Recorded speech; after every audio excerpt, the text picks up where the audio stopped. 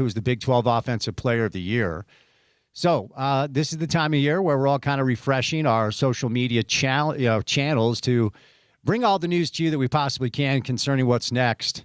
Of course, a historic day on the Hill yesterday as Morgan Scalley was officially introduced as the 24th head coach in the history of the Utah football program. Morgan obviously was already named the coach, so it was just more of like a celebration, actually, is what it felt like for some boosters and some former teammates and coaches to be up there to kind of give their support to the new head coach for the Utes. So away we go, off to a new era up on the Hill under Morgan. And as I've been talking about over the past couple of days, you could do a lot worse than placing your trust in that guy. And if you didn't hear the press conference, it is up on our website, ESPN700sports.com. It is on my social channels as well, on X or Twitter or whatever we call it these days. It's just my name, @Spence Checketts, so you can find it there. So there you go, some breaking news. J.J. Buchanan is in the transfer portal, so maybe he comes back, but he is a really, really talented young man. That would be a loss. That's probably, Smith Snowden apparently is in Ann Arbor today visiting Coach Witt and the University of Michigan, but J.J. would be a big-time loss. Maybe he comes back. Remember, just because you're in the portal doesn't mean you will leave, but he will entertain offers, and I can promise you he's going to get a lot. So a lot of storylines surrounding the world of college football, including, football games, which are on the way because it is still college football season, even though a lot of people have turned their attention to the NFL. And we'll do some NFL on the show today. Excited for the wild card weekend ahead. College football playoff continues. Coming up tomorrow in Glendale, it is the Fiesta Bowl between Ole Miss and Miami. And then the Peach Bowl in Georgia between Oregon and Indiana. And no word on Dante Moore's future, but Moore versus Mendoza. A lot of people believe the two best pro prospects playing the quarterback position will do battle on Friday night. So there you go. A lot to do. As I referenced, NFL wild card weekend coming up. John Harbaugh let go by the Ravens yesterday, and a lot of reports that at least 7, if not more, teams have reached out to his agent. And why is that interesting? Well, there are 7 vacancies in the NFL right now, and one of them is the Ravens. So at least one team that has a coach has inquired about the availability of John Harbaugh. But coming up this weekend, don't forget we are your home of the biggest and best college and pro football games in the market. As the wild card weekend will get rolling on Saturday between the Rams and the Panthers, the Packers and the Bears, and then a full tilt on Sunday and ending with a Monday game between the Texans and the Steelers. The Utah Jazz are in Oklahoma City tonight, taking on the best team in pro basketball. The Utah women are taking on Kansas. The Utah men are taking on Colorado. BYU welcomes in Arizona State down there at the Marriott Center. So a busy night tonight in the world of college hoops, both locally and nationally. And the Utah Mammoth are in action. They're taking on Ottawa at 7:30. That game can be seen on ESPN+. A sentence that I never thought I'd be able to say. A player in the NBA has listed the Washington Wizards as his preferred trade destination, so I guess anything's possible. Trae Young, who plays for Quinn Snyder in Atlanta, has been linked to trade rumors for about 3 years. And Shams Charania is reporting that Trae Young has told the Atlanta Hawks that the Washington Wizards is his preferred destination, which is just freaking hilarious. So if you get Trae Young and Jordan Poole on the same team, I don't know, maybe chaos could ensue. So we are less than 1 month away from the NBA trade deadline. What will the Utah Jazz do? We'll kind of get into that on the show today. All right. First guest, Craig Bolerjack, speaking of the Utah Jazz, the voice of the Utah Jazz. Craig Bolerjack, our first guest. On a Wednesday afternoon, our college football expert, insider savant, because I know that makes him uncomfortable, Chris Camerani, live in studio today. As he does on a weekly basis. We'll preview the weekend ahead in the NFL with Sam Bruckhouse from Sumer Sports. And then our friend Andrea Urban from Fox 13 stops by. We'll talk to Andrea about the Morgan Scalley presser yesterday and what's next for the Utes. So, busy show, a lot to do, fun time of year as we're inching into the new year. Happy Wednesday to you. Craig Bolerjack, Chris Camerani, Sam Bruckhouse, Andrea Urban, me, Spence Checketts. That's my name. All of you, the great listeners. And that guy, Porter Larson, whose preferred trade destination is also the Washington Wizards. I saw the tweet and I started LOLing, as the kids would say. You stole my joke. I was actually going to say that. That's your preferred destination? Yeah, if you trade me. Look, Send me to the Wiz. if you're a Jazz fan, maybe Formerly the Bullets. Maybe there's hope. We're not allowed to say that anymore. Maybe there's hope. If somebody wants to play for the Wizards, at some point somebody might want to play for the Jazz. Yay. Yeah. Listen, Trae Young is a very talented basketball player. I don't know that he's ever going to be like a great NBA player. And that is partly due to the fact that he is tiny. I saw him in the summer league. He was here in Salt Lake, and I was actually really impressed, right? His effort on the defensive side and the way he can obviously do things on the offensive side. It's just a matter of fact that, for every 40 points that he either scores or assists on, kind of gives it up on the other end, no matter how hard he tries defensively.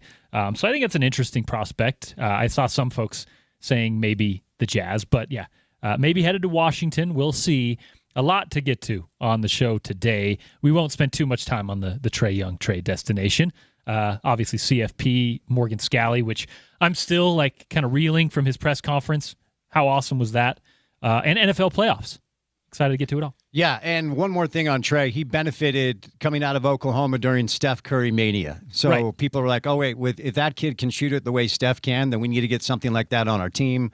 I always chuckle when NBA roster constructors try to replicate something that's generational. Like when Jordan was Jordan, it's like, hey, we got to get a guard like that. Well, there's only one of them, and there's only one Steph. But Trae came out during Steph Mania, and everybody thought he was next. Generational, and then you realize Steph is actually like 6'4", 200-plus pounds, and can hold his own on the defensive side. Yeah. Trae Young is I think he's listed at 6 foot. He might be that, but he is like 20 pounds less than I am. So it's a different ball game when you're playing at that level. Yes, it is. Yes, it is. So that will do it with our Trae Young conversation for this Wednesday. I can promise you that. Our first guest will be Craig Bolerjack. But before Bowler stops by on a Wednesday afternoon, courtesy of our good friends and your good friends at Prize Picks, it's time now for your opening tip. Welcome to The Drive with Spence Checketts on Utah's #1 sports talk. Now into the studios of ESPN 700 to set the scene for the show. The opening tip of The Drive is brought to you by Prize Picks. Use the code ESPN700 and run your game with Prize Picks. It is a new year, which means it's a new you. So whether you're starting a new routine or making player picks for the first time, trying something new can be hard. But in life and on Prize Picks, it always feels good to be right. With high-pressure playoff matchups every weekend and elite hoop action almost every single night, the action never stops, and Prize Picks lets you take control. New feature alert. Prize Picks now has early payouts. If your player gets off to a hot start, you now have the option to cash out on those winnings before the game even finishes. Find your community on Prize Picks with the new social feeds feature. You can share Prize Picks with your friends. Copy lineups from winners with a single click. Copy lineups you like or use them as inspiration for your own picks. You can even follow Prize Picks partners like us and tail or fade our picks with just one click. Download the Prize Picks app today. Use the promo code ESPN700 to get $50 in lineups after you play your first $5 lineup. Promo code ESPN700 to get $50 in lineups after you play your first $5 lineup, because on Prize Picks, it is good to be right. All right, so let's just do a couple of updates here as it pertains to the college football transfer portal. As we always say, the transfer portal giveth and it taketh away. Morgan Scalley officially introduced up on the Hill yesterday as the 24th head coach in Utah football history, and I don't know that it could have gone better for Morgan. It's exactly who he is, and that's who he will be as a coach. So I'll continue to remind you, if you haven't had a chance to listen to it, about 40, 45 minutes. You can find it on our website, ESPN700sports.com.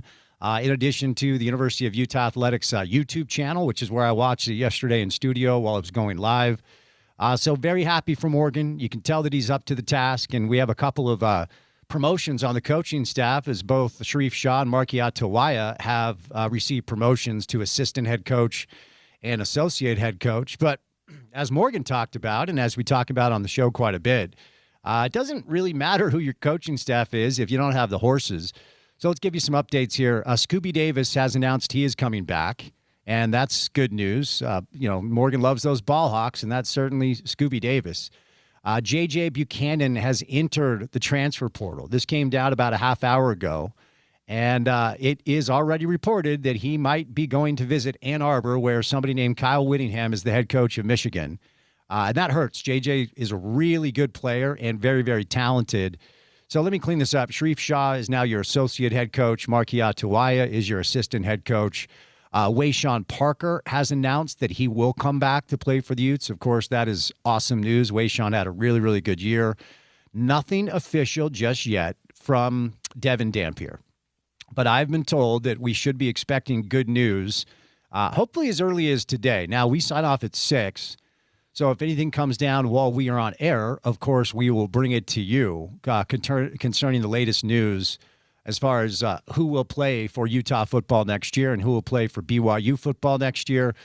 No official word on LJ Martin, BYU's running back, who was the Big 12 Offensive Player of the Year. LJ had shoulder surgery.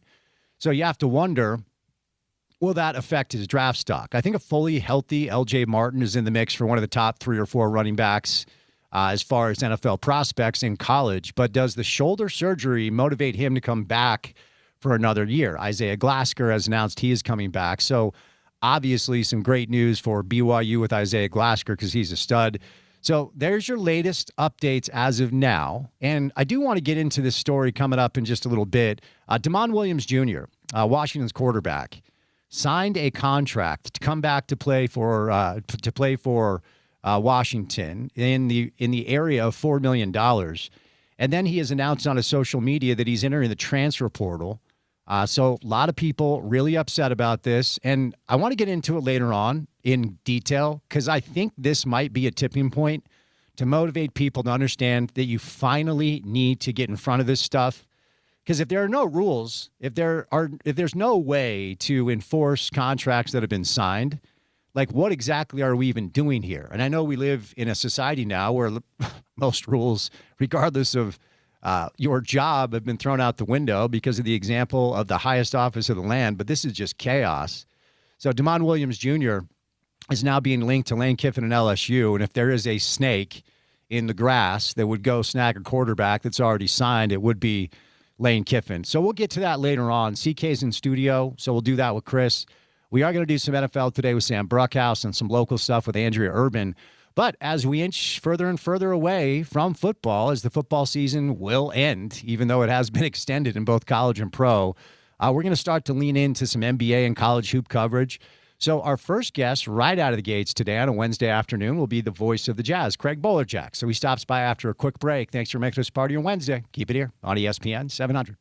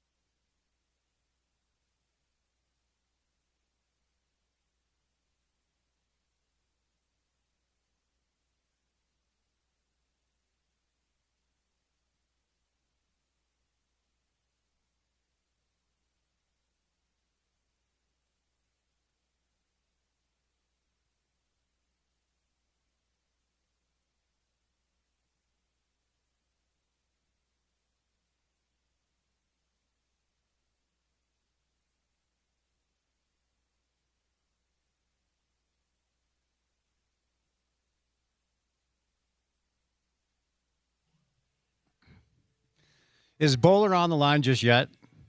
Is Bowler, can he hear what I'm saying right now? Not quite. He's going to be calling us here in a minute or two. Okay, good. Def Leppard sucks so hard. I know he loves it, and that's why we play Def Leppard for him, but they're just so bad. Their drummer's awesome, though. Have I ever told you my Def Leppard joke? Every listener of the show has heard that joke. A few times. All 7 of them have heard that. Bowler's going to join us coming up. The latest on the prediction markets, which is a new thing that you can look at as far as trying to predict how certain situations in life will play out. Larry Markkinen, 17% chance to be traded by the Jazz. He is the only player from the Jazz listed on Kalshi, which is one you can use. There are several out there. So we'll see if the Jazz do anything. NBA trade deadline is coming up on February the 5th. And the Jazz are in Oklahoma City tonight after losing in Portland a couple of nights ago. Our next guest, TV voice of the Utah Jazz in beautiful Oklahoma City, Oklahoma. Bowler, set the scene in January. What's it like to be in Oklahoma City? You know what? I can see for miles, Spence. Very mild, by the way. I can see for miles, and it's very mild. It's been that way. It rained on us the entire trip up down the West Coast from L.A. to San Francisco to Portland, and now it's just kind of partly cloudy in the mid-60s. I mean, you would never think this is January, right? I mean, it's just an odd weather system right now, but at least we won't have to fight snow tonight, at least in Oklahoma City getting out. We'll see how it happens in Salt Lake, though. Which city on the calendar, when you see it here, you're like, oh, damn it, we've got to go here. Which one? Which one is it? Is it OKC, Bowler? Is it Oklahoma City? It would probably be there in my top 3. Not the most, bustling city, but, the home of the world or the NBA champion, Oklahoma City Thunder, and they've got the best record in basketball. So right now it's the place to be, right? I guess if you're SGA and Lou Dort and Chet Holmgren, they love the city. Yeah. Well, and also, I hesitate to bring up Oklahoma City as a model for anybody because, quite frankly, Sam Presti has been almost perfect with his roster construction because they're not just in a good place right now. They're in a tremendous place to be good for a long, long time. I mean, there's a chance, and we'll see what the Jazz do. The Jazz, at this point, will retain their own pick, and we'll see what the rest of the season brings with either the Jazz or the Clippers. But in this weird scenario where, like, Oklahoma City could potentially have 1 or 2 lottery picks and the best team in the NBA, like, if they somehow, the way Dallas did a year ago, lucked into, like, a top 3 pick, I don't even know if A.J. DeBonsa gets time on this team. He might have to go to, like, the G League to actually get minutes. Yeah, it's a good point. I was looking at the roster today. I mean, Shai Gilgeous-Alexander was the piece that really put them at the top of the NBA, and he's only in his 8th year. Lou Dort, undrafted, 7. Chet Holmgren, 3rd. Aaron Wiggins, 5. Jalen Williams, brother of Cody, is just in his 4th year. And then the bench, I mean, there's a kid named Isaiah Joe that has hurt the Jazz. A.J. Mitchell, 2nd year. Cason Wallace, and even Brandon Carlson, who has signed a 2-way deal out of Utah. He played at Bingham High, and he's had a nice start to an NBA career. It's the right team for him. And tonight they won't play Caruso, who they traded Giddey to Chicago for this defensive stopper in Caruso. And Spence, I think that's the topic, is that the great teams that win, Boston and now OKC, the last 2 champions, how do they do it? Yeah, they've got offensive talent, but they're dedicated to defense. And that's where the Jazz have got to elevate their play. And, that's to be seen if these young players develop and how long it takes, Spence. I mean, Keontae has made the jump in year 3. I think we've seen a sample size now, nearly 41 games in, nearly halfway through, that he is playing at a much higher level on both ends of the floor, and I think leadership is part of his, MO right now, and he's teamed up with Markkinen to be one of the, top 3 scoring duos in the NBA, but still a lot of work to be done. Yeah, no, for sure. And, the Keontae stuff, I was just kind of waiting. And look, the unfortunate part, Bowler, and it continues to be a little bit difficult to cover the team and want to be fair about what's happening and really understanding exactly what they're doing. And defensively, we're in the 4th year now of the Jazz not just being poor defensively, but being the worst team in the league defensively and being the worst team in the history of the Jazz organization defensively. So there's this conversation about, all right, well, the league over the past, 5-6 years has moved into the space of the rules essentially dictating it's easier to play offense. It's easier to score because the rules are in place to allow more space, and you can't play as physical as you used to. It's why we're seeing a lot of these 150, 140 games, and we know the deal, like during the 90s when the Knicks and the Heat were playing in the Eastern Conference Finals. And look it up, kids. There were games that were literally like 72-68. The NBA wanted to get away from that, and I love that era, but I understand the deal when it comes to wanting higher scoring games and giving offensive players freedom of movement. But have we jumped the shark a little bit? Is the game just now this, every team plays this 5-out system where the goal is to beat your man off the dribble and either get a bucket for yourself, or if the defense collapses, you kick it out for a 3. I mean, there's some nuance, but have we jumped the shark where the rules are clearly just very advantageous for teams who are offensive minded and that's it? Spence, I think it's a great topic of discussion for the front office of the NBA. I mean, you just said the other magic word is, scoring, and that's the entertainment part for the fans. The other part from my chair is that when games become sluggish because whistles occur every possession, you touch, foul. I've called games this year where we've had a total of, nearly 80 free throws. That's not what fans also come to watch. Mm-hmm. And I think the lesson is some of these younger players never really have been taught how to play defense, how to use body, how to keep hands, how to stay on the floor. As Will says a lot, play on 2 feet. Difficult to do. Young guys bite on veteran moves. We see it all the time. But, again, our conversation, you and me right now, I wish it would loosen a bit. I was just thinking of Detroit, the old bad boy days in Chicago, where they leveled guys on the floor if they came into their area, the paint. Lambeer comes to mind. And, the New York Knicks and the Chicago Bulls and the Eastern Conference, where if you got to 90 points, you scratched your head a little bit like, hey, that was a little off night, right, defensively. And then the three-point shot, too, has become such a dominant factor. Portland takes more than half of their field goal attempts from outside the three-point line, and that's becoming more commonplace. And if you don't hit threes, you can play yourself out of a game in a hurry, and the Jazz have been on that short end multiple times this year. Now, they've been on the other side. When they find their shot, they've been very offensive as well. Early shots helps this young team find early confidence, and I think it even ups their defensive, play as well. But, Oklahoma City is going to try to the three-point shot as well. If SGA plays tonight, that guy is a top 2, top 3 scorer in the NBA, nearly 32 a game.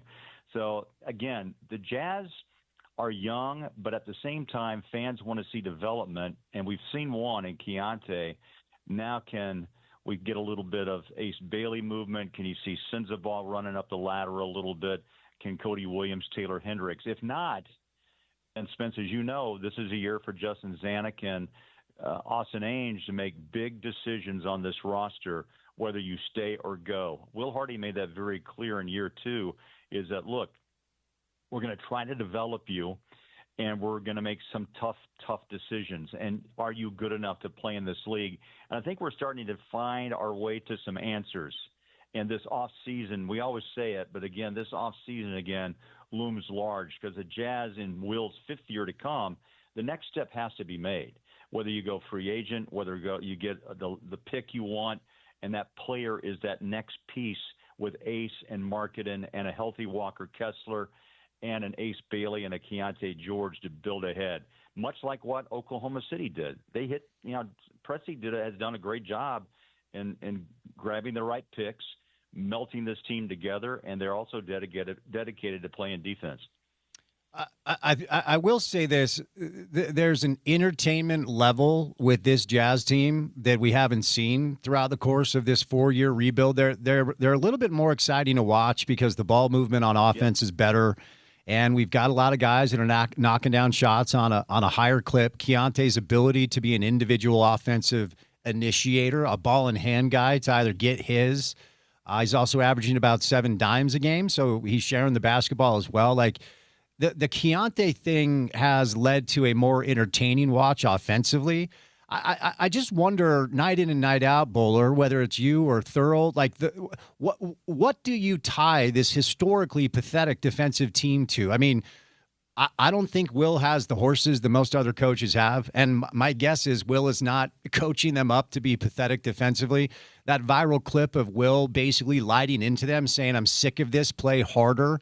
I loved that because there are a lot of nights where I'm watching a team and Keontae's included in this. So for all of Keontae's improvement on offense, he is still losing focus. He is still losing guys to basic backdoor cuts. I see players not getting back on transition defense. So I'm not saying you have to be the 88 Pistons, but if you want to win championships come playoff time, you have to guard a little bit. Tell me what you're seeing with just this lack of improvement on defense. Why is it? Well, that's a great question. Is it talent? And that's something, again, out of my pay grade, but that's where, Coach Will Hardy and Austin and Justin Zanuck. Justin's on this trip and, just making those evaluations as we move ahead. You mentioned before I came on, trade deadline comes up on February 5. I'm not real sure the Jazz will be active, but if something pops, I think Justin would probably obviously look at it. So we'll wait and see. I don't know how aggressive the league will be. A lot of big contracts out there, a lot of aging veterans out there. And so it's intriguing, but this offseason with the draft that is going to probably be 5 to 8 deep, there's some possibilities. And again, Spence, you mentioned it, that 8 spot is so important for the Jazz not to lose to Oklahoma City as they build to the future. That's all OKC would need right now is to get a lottery pick with the team they have, and or a little bit of extra luck in the draft. So getting back to your question, defense, I've been trying to ponder this, and I ask T this all the time. Do you learn it? Is it innate? Can you be taught, or were you born with an attitude to play defense? And how do you do it on both ends of the floor for your 36 minutes of play? And he says, it's unique to have both those talents and to be dedicated to be on both ends of the floor. But there's the word, dedicated. If you are dedicated, then you see how you win titles. And we've watched it with Boston. They were elite before the Tatum injury. And Spence, you saw what Oklahoma City did last year up until they got into a tough 7-game series with Indiana. That could have gone either way before the injury. And so I think the evaluation is becoming more clear. And unless a few of these players decide that they understand that they have to play this to get minutes, that defense is a product of success, and then or they may not be in this league for long, and they may get another shot somewhere else. I mean, that's the way it is in this league. But I still think this summer will be uber important, and I think you'll see some roster moves. I mean, I think it's clear. There are moments, as you said, that you go, wow, Detroit got them. One of the better teams in the NBA. They could fight for an Eastern Conference championship. They're right there on top. They beat New York just the other night. And the other part of that is, who else in the West can the Jazz chase after in these next year or two? Because fans, Spence, are still getting a little, going on to year 4 of this. As you hit year 5, you want to see big progress and the ability to make postseason play. And the Jazz aren't quite there. No way. Yeah, not yet. And we all know the deal. I mean, nobody's operating off some sort of delusion of grandeur that this is a team that's serious about competing for anything right now. And we get it. It's fine. I mean, it's part of a rebuild. It's part of a process. It's hard around here because we really have never had a rebuild that has taken this long. And that is a testament to the Millers as the stewards. It's a testament to Scott Layden and Kevin O'Connor and Dennis Lindsey.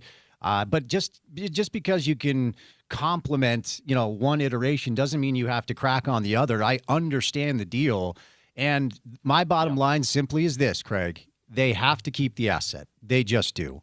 Now, this is the final year that we'll be covering them like this because after this year, it's done. This is the final year of this protection with the old pick that was the Derek Favors trade to Oklahoma City. But I also want to outline this because I hear a lot of people just say, okay, well, it's top 8 protected. But here's the problem. If the Jazz land at 8, there's still a significant chance that come lottery night, they're going to fall out of the 8th slot. So if you're at 8, you have about a 60% chance of keeping it.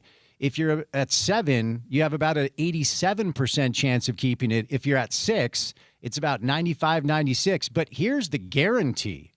If you finish in the bottom 4, your pick can fall no lower than 7, which means you have a 100% chance to keep it.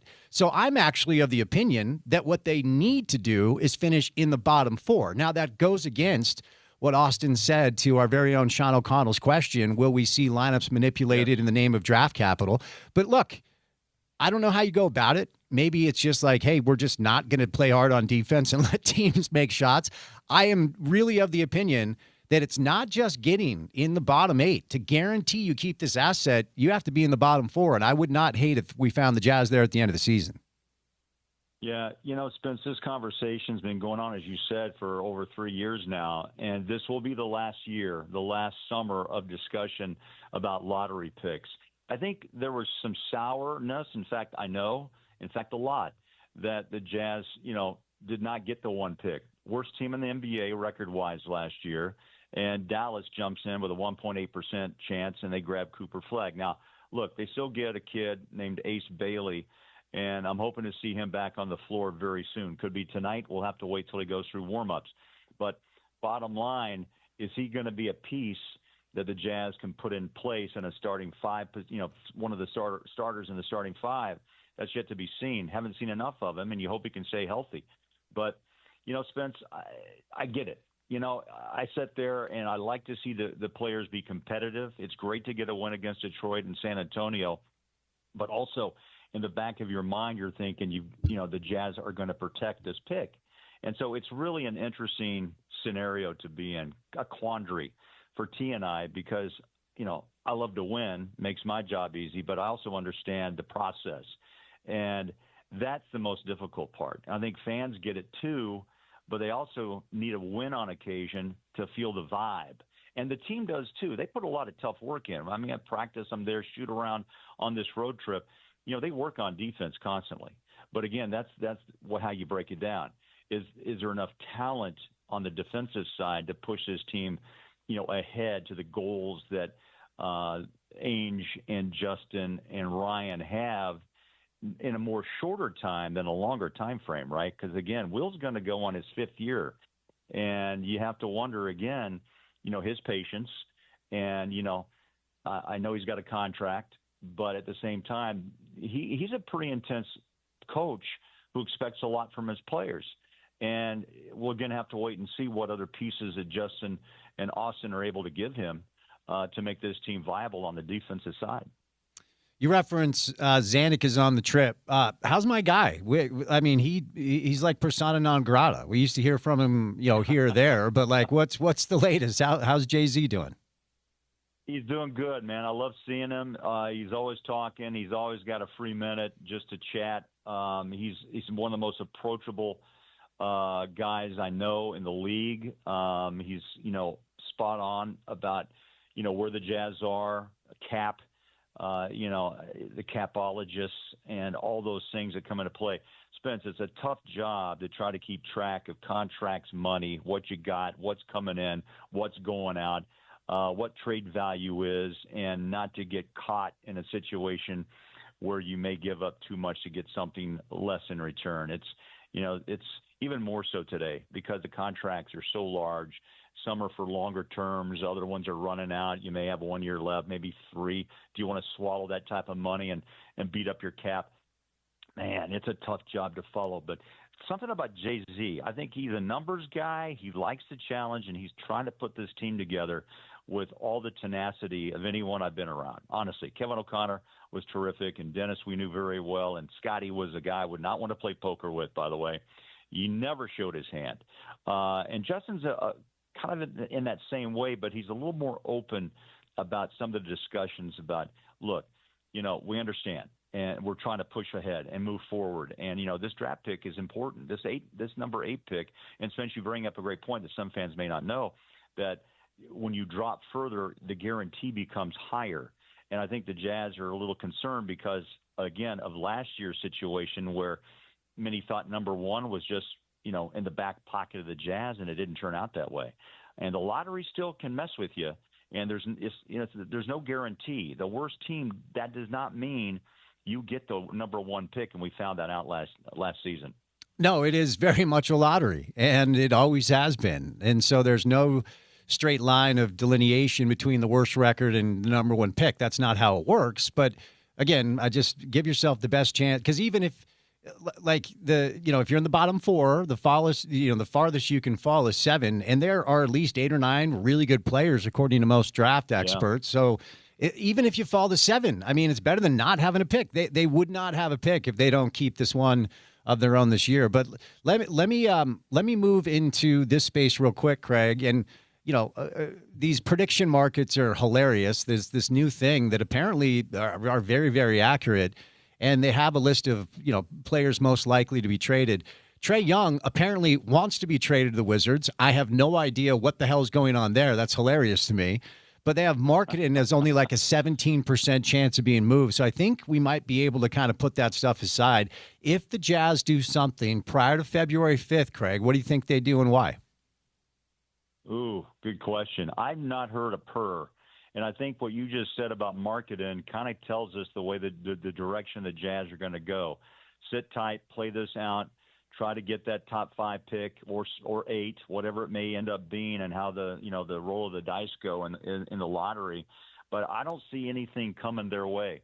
I could be totally wrong, and I'll get blindsided like the rest of us. But it has to be something like every GM I've ever talked to. It has to help our team and help them in the future as well. I think the days of just taking a contract to help, the Jazz need free agent ability this summer, right, with cash. And so that to me may dictate how aggressive or non-aggressive they truly are, unless something just is too good to turn down. I got to just mention Trae Young. I'm not sure anybody wants him. Yeah.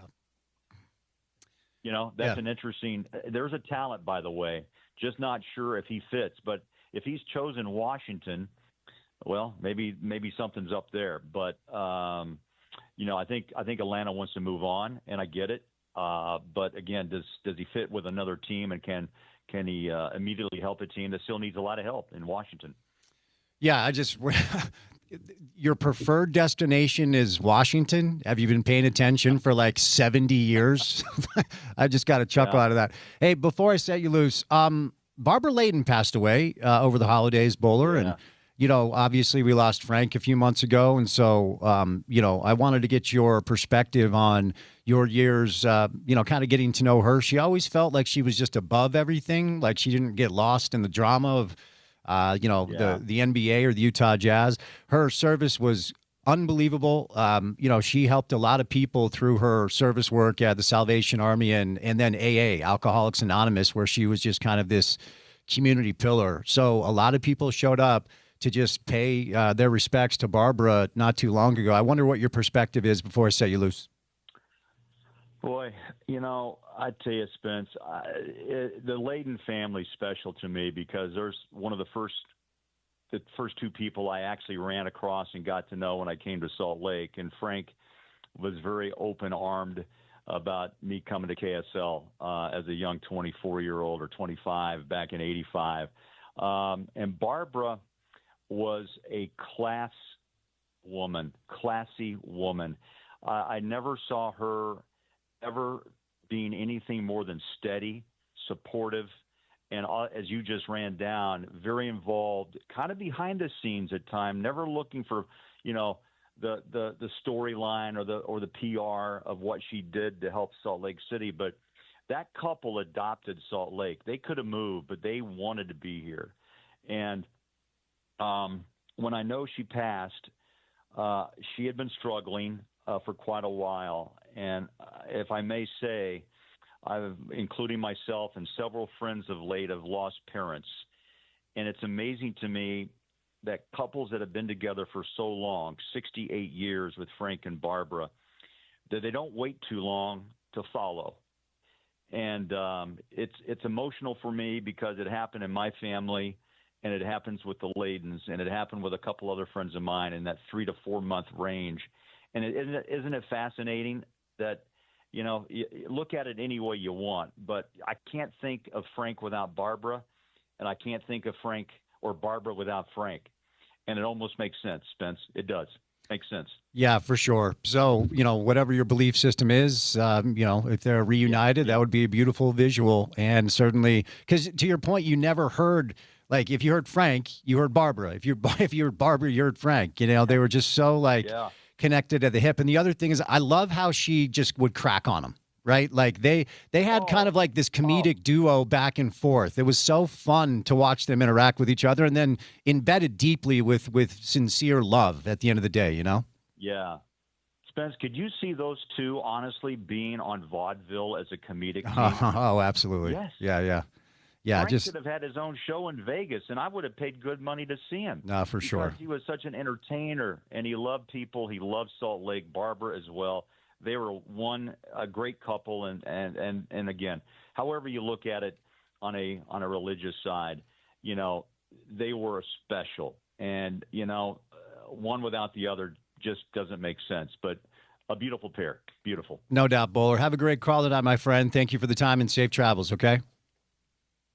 Good chat. Thanks, Spence. Craig Bolerjack, TV voice of the Utah Jazz, brought to you today by our friends at Wasatch Wagyu, new sponsor of the show. Start 2026 off right with a juicy prime cut of Wasatch Wagyu beef right out of Heber, Utah. All the cows are bred locally, and they produce some of the best Wagyu beef. Premium, legit Wagyu beef New York steaks, 100% Wagyu burger beef, roast tomahawk steaks, fillets, and now premium Wasatch Wagyu beef jerky in a bunch of different flavors. Greg and Stacy, the owners, they really know what they're doing, and we're going to hook you up, okay? So go directly to wasatchwagyu.com, check out their menu, pick what you want, and get a limited-time discount on their Wagyu beef of 25% off. Up until today, it's been 10% off.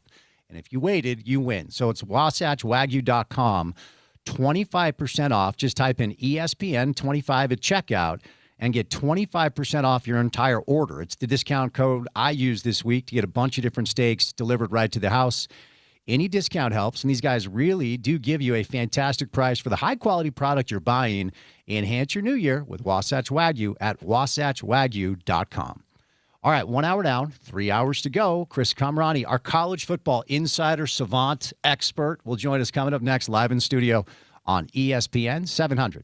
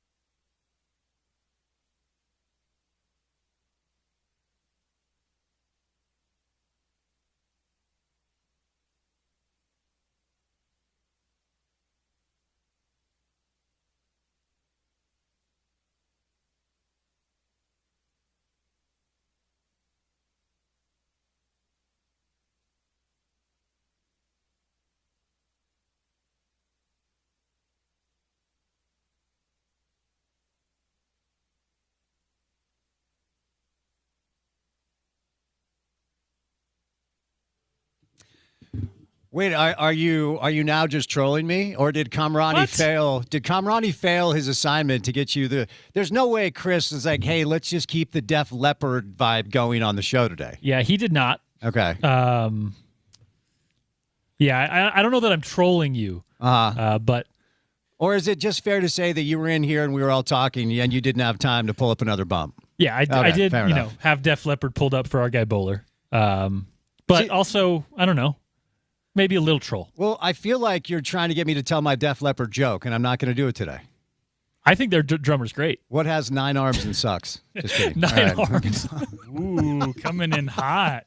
You've never heard my Def Leppard joke before? But I would like to imagine Craig Bowlerjack with an 80s mullet. Bowler loves Def Leppard. Okay. So whenever he joins us like he did last segment, we play a little Def Leppard for him. But Chris Kamrani, our college football insider, expert, and savant. Yes. Hello, how are you? I'm great, man. How are you? I am panicked. What are you panicked about, man? You stressed? There might be some players that go play for Kyle in Ann Arbor that were on Utah's roster last year. Yeah. Wow. Stunning development, I know.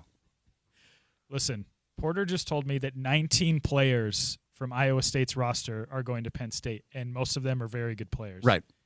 If Kyle lands a few former Utes, that's fine, but he's also at Michigan now, where there are players that are better than pretty much everybody on Utah's roster already. And if they take 1 or 2 guys, or 3 or 4, the sun will rise tomorrow. For that, I promise. If they only take 4, I think you should be celebrating. My expectation, Chris, is that you thought he was coming for the house. Yes, as the Goodfellas music was playing, we went over this last week, right? But my expectation was, okay, there's the coach, no surprise, no surprise, no surprise, and then my expectation was following the announcement of all the coaches following Witt that he was going to take whoever he wanted from the roster, and I think the fact that Smith Snowden is in Ann Arbor today, according to reports. J.J. Buchanan will visit Michigan.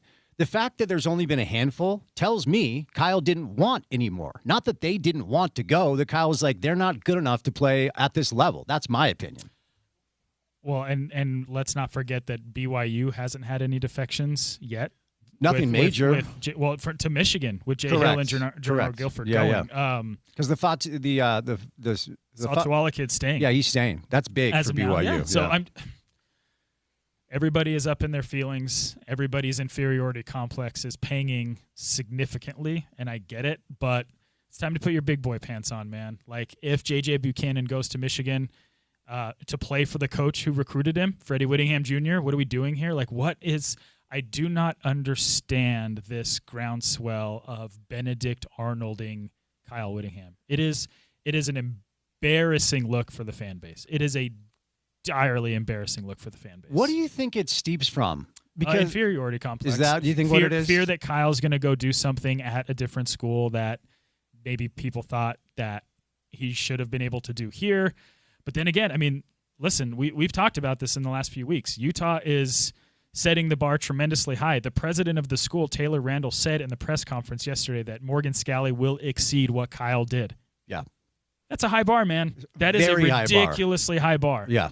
No, very high bar. And we have people that actually own credentials that are encouraging fans to riot if a player signs in Michigan. Like, that's happening in Salt Lake City right now. J.J. Buchanan, solid young player. Yeah. Was a 3-star prospect out of Las Vegas, was not a Jalen Johnson or a Smith Snowden or a Celesi Moa. Like, yeah, he had a great Vegas Bowl in his hometown. And guess what? You know who gets people drafted at the tight end position? University of Michigan. I look it up. I think they've had 4 or 5 tight ends drafted in like the last 6 years. Colston Loveland, who is from small town Idaho, top 10 pick. Yep. So awesome. like, not saying that you can't do it at Utah, because people will say, well, what about Dalton Kincaid? I was going to play the Ute voice Dalton Kincaid response. Okay. But that's one. Michigan has a track record of several very good players. A.J. Barner, great tight end for the Seattle Seahawks, a Michigan guy from a few years ago. I feel like Utah fans, and maybe I'm falling victim to what you were falling victim to last week, where you're kind of trying to take the temperature of the fan base online. Yeah. And that's the wrong thing to do, because that's where the loudest voices are shaking their fists at the rain clouds above and saying, damn you, Kyle Whittingham. Right.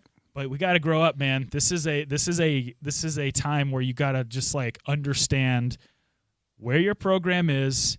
If you guys were so stoked about Morgan for such a long time, don't throw a fit. Right. Yeah, and I mean, luckily, I don't follow very many. I don't follow any fans. Let me start there. And I don't follow a lot of these masquerading media members that cried when Kyle quit. Like, so I don't. If I just go to my follow portion of social media, I don't see any of it. But then you go over to the For You portion. The For You, yeah. The For You portion. The problem is like you look for one like Devin Dampier tweet, and it's like Elon's got his hooks in you, man. Yeah, and then suddenly I'm watching two high school kids fight in a bathroom. I'm like, what is going on with this stupid freaking app that used to be so much fun? So if I stay in the following portion, I'm fine. I go to the For You portion. I see Ute fans, wanting Kyle to never be spoken of again. Yeah. And no more statue, no more honoring what he did. Yeah, no Where statue. were you For everybody else, apparently. Yeah, where were you for the last 21 years? He just took another job because the job he had, the people that were in charge decided that they didn't want him around anymore. It's not all that uncommon. It is an inferiority complex that this entire state, not this fan base particularly, this entire state has, whether it's the college or pro level. There is this inherent fear of the success will be had elsewhere and not here. I mean, like, there's not exactly a parallel, but like people were not happy to see Darren Williams go to another team, even though he was the primary reason why Jerry Sloan retired. Mm-hmm. But in the back of your minds, people were like, I hope Darren doesn't do really well in Brooklyn. Or I hope he doesn't do really well in Dallas. It's like, I don't know what it is, man. It is this, if you're with us, and this goes back to a lot of the old Reality Check podcasts that we've talked about. Sure, yeah. If you're not with us, you are the enemy. Yeah. And I think that is a very exhausted, very remedial approach to sports fandom. Yeah, the D-Will parallel is good. I think the Hayward parallel is a little bit better because people lost their freaking minds. Too big, yo. Because, Porter, will you pull up Too Big, yo for our bump next segment? The thing is, if the Utah Jazz can't retain if the Utah Jazz can't retain the white married dude that wants to play video games at night and lives in Holiday, and that dude won't stay here, then I think the panic was nobody is ever going to stay here. The Hayward thing to me revealed I was on vacation. July 4th, wasn't it? Yes, I was back east with my family on vacation July 4th, and my boss called me to fly back to do the show the next day because I was working for the Jazz station. Yeah. That's how. It's like, wait a second. They lost a free agent. It happens every year. No, this is a massive story. We need you to come back. So I flew back to do the show the next day, and then because when I'm on vacation, I have to decompress. I don't look at anything. And when I'm looking at all of the reaction and the vile venom towards Gordon for choosing what he thought was better for his career and his family, which is what the name of the game is, the one interesting thing, well, not the one, I've always found it fascinating that these guys are the best in the world at what they do, but they can't choose where they do it. If they're drafted, like at some point you should be able to choose where you do your craft if you're the elite of the elite. And the system is set up in the NBA for a team to try to convince you that you should live here for 7 years, and then you earn the right to choose where you want to go. And Kyle gave everything to this program for 21 years, and it wasn't his choice to leave. He wanted to stay. And I understand all angles. I understand why you want the plan in place. Sure. Morgan's ready. Money people wanted Morgan. Mark's hands were tied, all that stuff. But is there a space where he can be like, hey, we're excited now that this new era is here. Morgan's going to do a great job. And thank you, Kyle. Go kill it at Michigan. Can we actually exist in that space? They're going to riot over J.J. Buchanan, apparently. That's what's being spread on the internet. Jeez. Listen, you can make an argument that Kyle Whittingham had as big of an impact in the sporting realm in the state of Utah as anybody in the history of the state. 100%. Without those teams, Utah doesn't get into the Pac-12. I understand the Gen 1 research facility, great medical school. I get that was appealing to the Pac-12 at the time. But people have said it. Without those undefeated teams, without Kyle building a program into something that it became, Utah does not get that invite. It does not get hundreds of millions of dollars that came with it. Doesn't get the Big 12 invite. Like, I don't understand. It is the you're either with us or against us thing. And the Hayward thing is an interesting parallel because I think the reason why people were so irate is because he went to play for his old coach. Not the coach that was here. If Gordon went to play for Nate McMillan in Portland, people are probably upset, but they're not like, ooh, I wish Gordon would have trusted. Was Quinn the coach? Quinn was the coach, okay. Yeah. Gordon was an all-star under Quinn the year before. That's right. Yeah. So I understand that I'm sure some people want to turn the page, but this narrative that is percolating throughout these recesses of the internet, as you mentioned, by some people who managed to get credentialed as media members are spreading this type of like hateful, like misinformed, so hyperbolic messaging that it's like, this is not responsible, and this is unfortunately a peek into the media ecosystem that we have here at the moment. Yeah. And it is an unfortunate occurrence that we're dealing with, but this is what we're dealing with, and I would plead people to just almost dropped it. Like, just chill, man. Like, if this is what I went to had my annual dinner with my BYU bros a couple weeks ago. You checked in with the bros. Great. Got some Indian food. Shout out to the bros. Saffron Valley. Hell yes. And I said, like, my advice to you guys is just see what the roster looks like in April. Right. Even in August. Or hell, I was going to say even in like August or September. Yeah. And just go with it, man. Like, you can't be up in arms about the state of college football and then complain when you also are the beneficiary of the portal or right. NIL. Right. You're telling me that guys that were developed at Wyoming or whatever, you're telling me there aren't Wyoming Cowboy fans, shout out Porter Larson, like in Laramie, pissed that their good defensive tackle is coming to Utah? Right. It's all a ladder, man. Chaos is a ladder. Yeah. It's what it is. Time to grow up. Yeah. I'm going to keep repeating that. That's my theme on the drive this year. No, grow up. I love it. And look, these same people that are trying to incite riots the day after a big day for a lot of folk would go from 6 to midnight if their cell phone rang and it was Witt, and they drool all over themselves if they actually talk to Kyle in person one-on-one. Like, the hypocrisy. By the way, Smith Snowden is actually down on BYU's campus today. He's going to fly to Ann Arbor tomorrow, according to reports, to talk to Michigan. But back to your point about Taylor Randall, who, by the way, we're actually I should tell Porter this. I think we're going to get Taylor either tomorrow or Friday. I'll let you know. I'll let you know. We're going to try to sit down with Taylor in studio for an hour. Did say that he expected Morgan to exceed what Kyle built. And Morgan himself didn't use that strong of an approach, but kind of alluded to he's confident that he can do that. That's a high bar, right? And ultimately, the way I try to cover these things, because expectations ultimately lead to failure. Ted Lasso, right? It's the hope that kills you. Shout out our guy.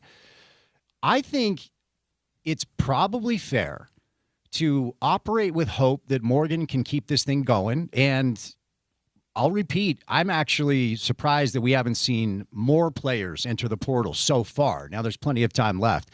There's hope that Morgan is the guy for this moment, and Utah football is going to be fine. But you have to leave space for an acclimation period for a guy that has never been a head coach before. There's a chance that this takes a minute for Morgan to get this thing exactly where he wants it to be. There's not a chance. There's a probability. And unfortunately, in this market, we are dealing with people who are unafraid or don't want to even entertain the reality that Morgan will not go 13-0 in his first year as head coach. Kyle Whittingham went 7-5 in 2005. Ron McBride, I think, went 4-7 or 4-8 in his first year. Urban, little bit of a different story because he was able to benefit on some of the best recruiting years of Mac. Goes 10-2 in 03. But listen, guys, this is a year-to-year sport now. If we're looking specifically at 2026, Utah has to replace 5 offensive linemen, 2 that will go in the first round, 3 that played a bleep ton of games. I don't think Porter will know better than me. I think that entire offensive line played every single game together this year outside of the bowl game, which is insane. That never happens. That never ever happens. I think you might be right. I think Mo Kafisi may have missed a game. Okay, but like we're talking about maybe 1 or 2. Yeah. But for the most part, pretty much the entire year. Yeah. So, I mean, like, that cannot go understated. everybody's saying, oh, the offense is going to rip under Kevin McGivern. Sure, it might, but you still have to replace two top – I cannot go understated – 2 first-round picks on the offensive line at Utah. Yeah. Insane. Yeah. You're going to probably throw Kelvin Obot into the mix as a true freshman 5-star kid coming in with Jordan Gross, and that you probably have to keep him here. Yep. There will be growing pains. I'm not saying that Utah will not be successful in year 1 under Morgan Scalley, but this notion that Utah is going to vault itself into the next, kind of upper echelon in year 1 under a head coach that has never been a head coach before, under a brand new staff. Like, I'm trying to think of another head coach recently that took a big job, but Kalen DeBoer. Kalen DeBoer was coming off a national championship appearance at Washington, and he takes the hardest job in college football. He's under the microscope. But Kalen DeBoer still was coming off a national championship appearance. Mm-hmm. And he had been very successful. He'd won championships at the lower level before even getting to Washington. He'd been an assistant at the P4 level at Indiana. We have to understand that what is being told to folks on the internet or on some radio stations and some television stations, everyone needs to pump the brakes. You need to allow some growing room, some space to learn on the fly, because it is impossible to ask a first-time head coach to exceed the expectations of a guy who was here for 21 years, 32 years in total, and basically was the face of the franchise. Yeah, remember Tom Herman? Yeah, exactly. Who, at Houston, I was like, whoever lands this dude. And he actually had one 10-4 season at Texas, but his conference record, and this was the Big 12 at the time. Now Texas is in the SEC, 5-4, 7-2, 5-4, 5-3, and now he's the head coach of Florida Atlantic, and they went 2-8 last year. Like, it's just, there's really no way to tell. Like, a lot of people, okay, is Kevin McGivern a great hire? I don't know. Only time will tell. Now, as a fan, I'm not telling you how to fan. You should operate with hope. Like, if you really believe Morgan's the guy, be hopeful. That's great. Without a doubt. But I'm always one to say, like, be hopeful and hope for the best and be optimistic, but be realistic about how this stuff actually works. It's hard to do anything for the first time and do it at a high level. Typically, these things do take time. I'm trying to think. If you're looking for a parallel, I think Spencer Danielson at Boise State was a first or second year head coach last year when they made the playoff. Different circumstances, though. You're talking G5 level. Right. This is a totally different ballgame. All I'm saying is that people need to understand that this will take time. The same way it takes time for anybody else who starts a new job. Not saying Morgan Scalley isn't prepared for the moment, but he will learn things in real time because he hasn't done it yet. Yeah. Come on, guys. Yeah. Well, and also both Witt and Kalani needed patience. And, Dr. Hill believed in Kyle and thought it would work long-term, even with a couple of 5 and 7 seasons. There were a lot of BYU fans that for a couple of years, it's like, Kalani's not the guy. You heard things about, like, the locker room is not, necessarily as disciplined as they were under Bronco and what's going on. That's why I said that, right? You just heard all this stuff, and then suddenly now Kalani is he's going to be the BYU coach, I think, as long as he wants to be. But it took some time for him to get to this space, and it took some time for Kyle to get to this space. So Morgan is going to need space and grace from his bosses, Mark Harlan. If there are a couple of 5 and 7 seasons and 2-3 wins in conference play, the fans also have to understand, like, at some point, you do have to exercise a little discretion with your impatience, because building a program in the way you want it built, and this is a brand new coaching staff, it's a brand new strength and conditioning coach, and there will be some roster changeover. You just have to be patient, even though the nature of most fans is not to be patient. Well, not to mention the fact that this is an era of college football that is wholly different from when Kyle got the job in 2005 or when Kalani got the job in 2010 or 11 or 12 or whatever it was. And in a way, that can be to your benefit. But does Utah have the financial resources to go out and compete with the big boys? It sounded like yesterday Morgan said he's confident in being able to do that. We'll see. Remains to be seen. This is a year-to-year job from now on. And what we've talked about in the last few weeks, how does this $500 million private equity infusion affect the potential, added pressure for not only Morgan, for his staff? do your guys. Your guys. They're not my guys. On Wall Street. I understand the space, but they're not my guys. The Sharks, so they say, are they going to be chill when you go 6-6 or when you go 8-4? Yeah. Like, I think it's absolutely reasonable for anywhere from a 10-2 to a 5-7 swing for next year. Yeah. Depending on what the offensive line looks like, depending on the retention of the players that they need to retain. But like, everybody needs to pump the brakes, man. Yeah. No, I can promise you Alex Shiner and his shark cronies from the PE firm don't give a rip about your fan experience. They don't give a rip about, whether or not the football program is going to be good eventually. They want immediate results, and that includes revenue streams. I don't know when these things are going to go down. My expectation is, because Alec and his group have experience with Legends Hospitality, they are going to do some renovations to the stadium. They are going to build some bunker suites. They're going to bring in better food. They're going to bring in a better fan experience. Vietnamese pork sliders. But the only reason they're doing that is because they're also going to upcharge 30% for the fan experience. So the pressure that's brought in by the additional revenue that will be infused into the program, I think, is something that is going to be felt by everybody up there, not just Morgan, Mark, Taylor.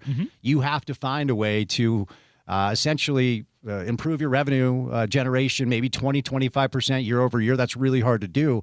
But one thing I do feel comfortable saying, there are a lot of things that have happened with this whole Witt-Scally transition that I still have not landed on. But one thing I feel pretty comfortable saying is that when Morgan says he feels like he's going to get the financial support, that comes from a place of honesty, because I do think the money people are ready for Morgan. His grandmother was married to a Garf.